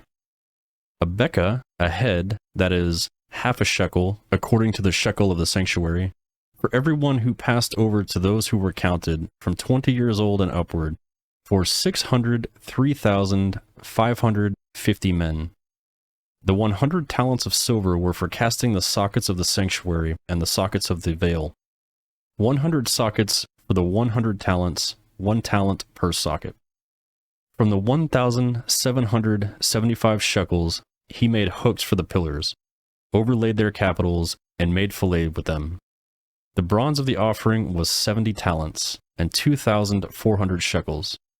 With this he made the sockets for the door of the tent of meeting, the bronze altar, the bronze grating for it, all the vessels of the altar, the sockets around the court, the sockets around the gate of the court, all the pins of the tabernacle, and all the pins around the court. Exodus chapter 39. Of the blue, purple, and scarlet, they made finely worked garments for ministering in the holy place, and made the holy garments for Aaron, as Yahweh commanded Moses. He made the ephod of gold, blue, purple, scarlet, and fine twined linen. They beat the gold into thin plates and cut it into wires, to work in it with the blue, the purple, the scarlet, and the fine linen, the work of the skillful workman. They made shoulder straps for it, joined together. It was joined together at the two ends. The skillfully woven band that was on it, with which to fasten it on, was of the same piece, like its work, of gold, of blue, of purple, of scarlet, and fine twined linen, as Yahweh commanded Moses. They worked the onyx stones, enclosed in settings of gold, engraved with the engravings of a signet, according to the names of the children of Israel. He put them on the shoulder straps of the ephod, to be stones for the memorial of the children of Israel, as Yahweh commanded Moses. He made the breastplate, the work of a skillful workman, like the work of the ephod, of gold, of blue, purple, scarlet, and fine twined linen. It was square. They made the breastplate double. Its length was a span, and its width was a span, being double. They set it in 4 rows of stones. A stone of ruby, topaz, beryl was the first row. On the second row, turquoise, sapphire, and an emerald.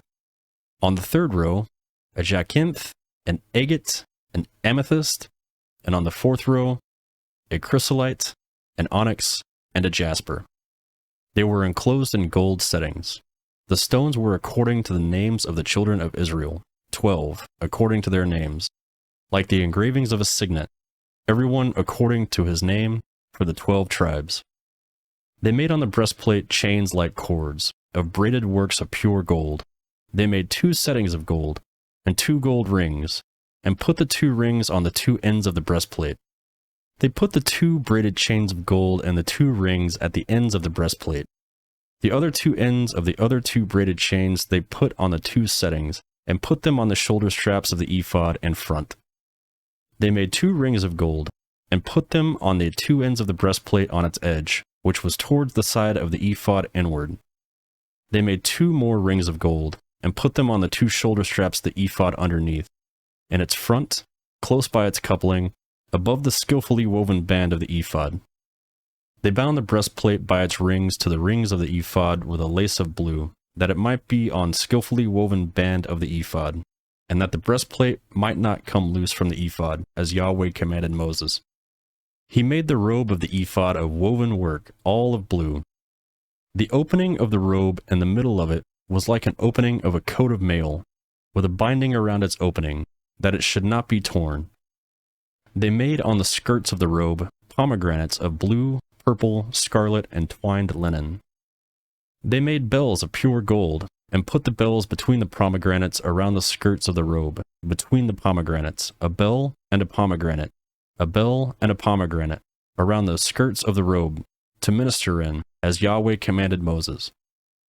They made the tunics of fine linen of woven work for Aaron and his son, the turbans of fine linen, the linen headbands of fine linen, the linen trousers of fine linen, the sash of fine twined linen, blue, purple, and scarlet, the work of the embroiderer, as Yahweh commanded Moses. They made the plate of the holy crown of pure gold, and wrote on it an inscription, like the engravings of a signet, Holy to Yahweh. They tied it to a lace of blue to fasten it on the turban above, as Yahweh commanded Moses. Thus, all the work of the tabernacle of the tent of meeting was finished. The children of Israel did according to all that Yahweh commanded Moses, so they did. They brought the tabernacle to Moses, the tent with all its furniture, its clasps, its boards, its bars, its pillars, its sockets, the covering of ram skins dyed red, the covering of sea cow hides, the veil of the screen, the ark of the covenant with its poles, the mercy seat, the table, all its vessels, the showbread, the pure lampstand, its lamps, even the lamps to be set in order, all the vessels, the oil for the light, the golden altar, the anointing oil, the sweet incense, the screen for the door of the tent, the bronze altar, its grating of bronze, its poles, all of its vessels, the basin and its base, the hangings of the court, its pillars, its sockets, the screens for the gate of the court, its cords, its pins, and all the instruments of the service of the tabernacle for the tent of meeting, the finely worked garments for ministering in the holy place, the holy garments for Aaron the priest, and the garments of his sons, to minister in the priest's office, according to all that Yahweh commanded to Moses. So the children of Israel did all the work. Moses saw all the work, and behold, they had done it as Yahweh had commanded. They had done so, and Moses blessed them. Exodus Chapter 40. Yahweh spoke to Moses, saying, On the first day of the first month you shall rise up the tabernacle of the tent of meeting. You shall put the ark of the covenant in it, and you shall screen the ark with the veil. You shall bring in the table, and set in order the things that are on it. You shall bring in the lampstand, and light its lamps. You shall set the golden altar for incense before the ark of the covenant, and put the screen of the door to the tabernacle. You shall set the altar of burnt offerings before the door of the tabernacle and the tent of meeting. You shall set the basin between the tent of meeting and the altar, and shall put water therein. You shall set up the court around it, and hang up the screen of the gate of the court. You shall take the anointing oil, and anoint the tabernacle and all that is in it, and shall make it holy, and all its furniture, and it will be holy. You shall anoint the altar of burnt offerings, with all its vessels, and sanctify the altar, and the altar will be most holy. You shall anoint the basin and its base, and sanctify it. You shall bring Aaron and his sons to the door of the tent of meeting, and shall wash them with water. You shall put on Aaron the holy garments, and you shall anoint him, and sanctify him, that he may minister to me in the priest's office. You shall bring his sons, and put tunics on them. You shall anoint them, as you anointed their father, that they may minister to me in the priest's office. Their anointing shall be to them for an everlasting priesthood throughout their generations. Moses did so, according to all that Yahweh commanded him, so he did. In the 1st month of the 2nd year, on the 1st day of the month, the tabernacle was raised up.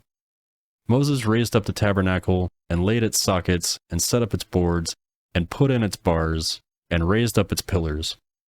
He spread the covering over the tent, and put the roof of the tabernacle above on it, as Yahweh commanded Moses.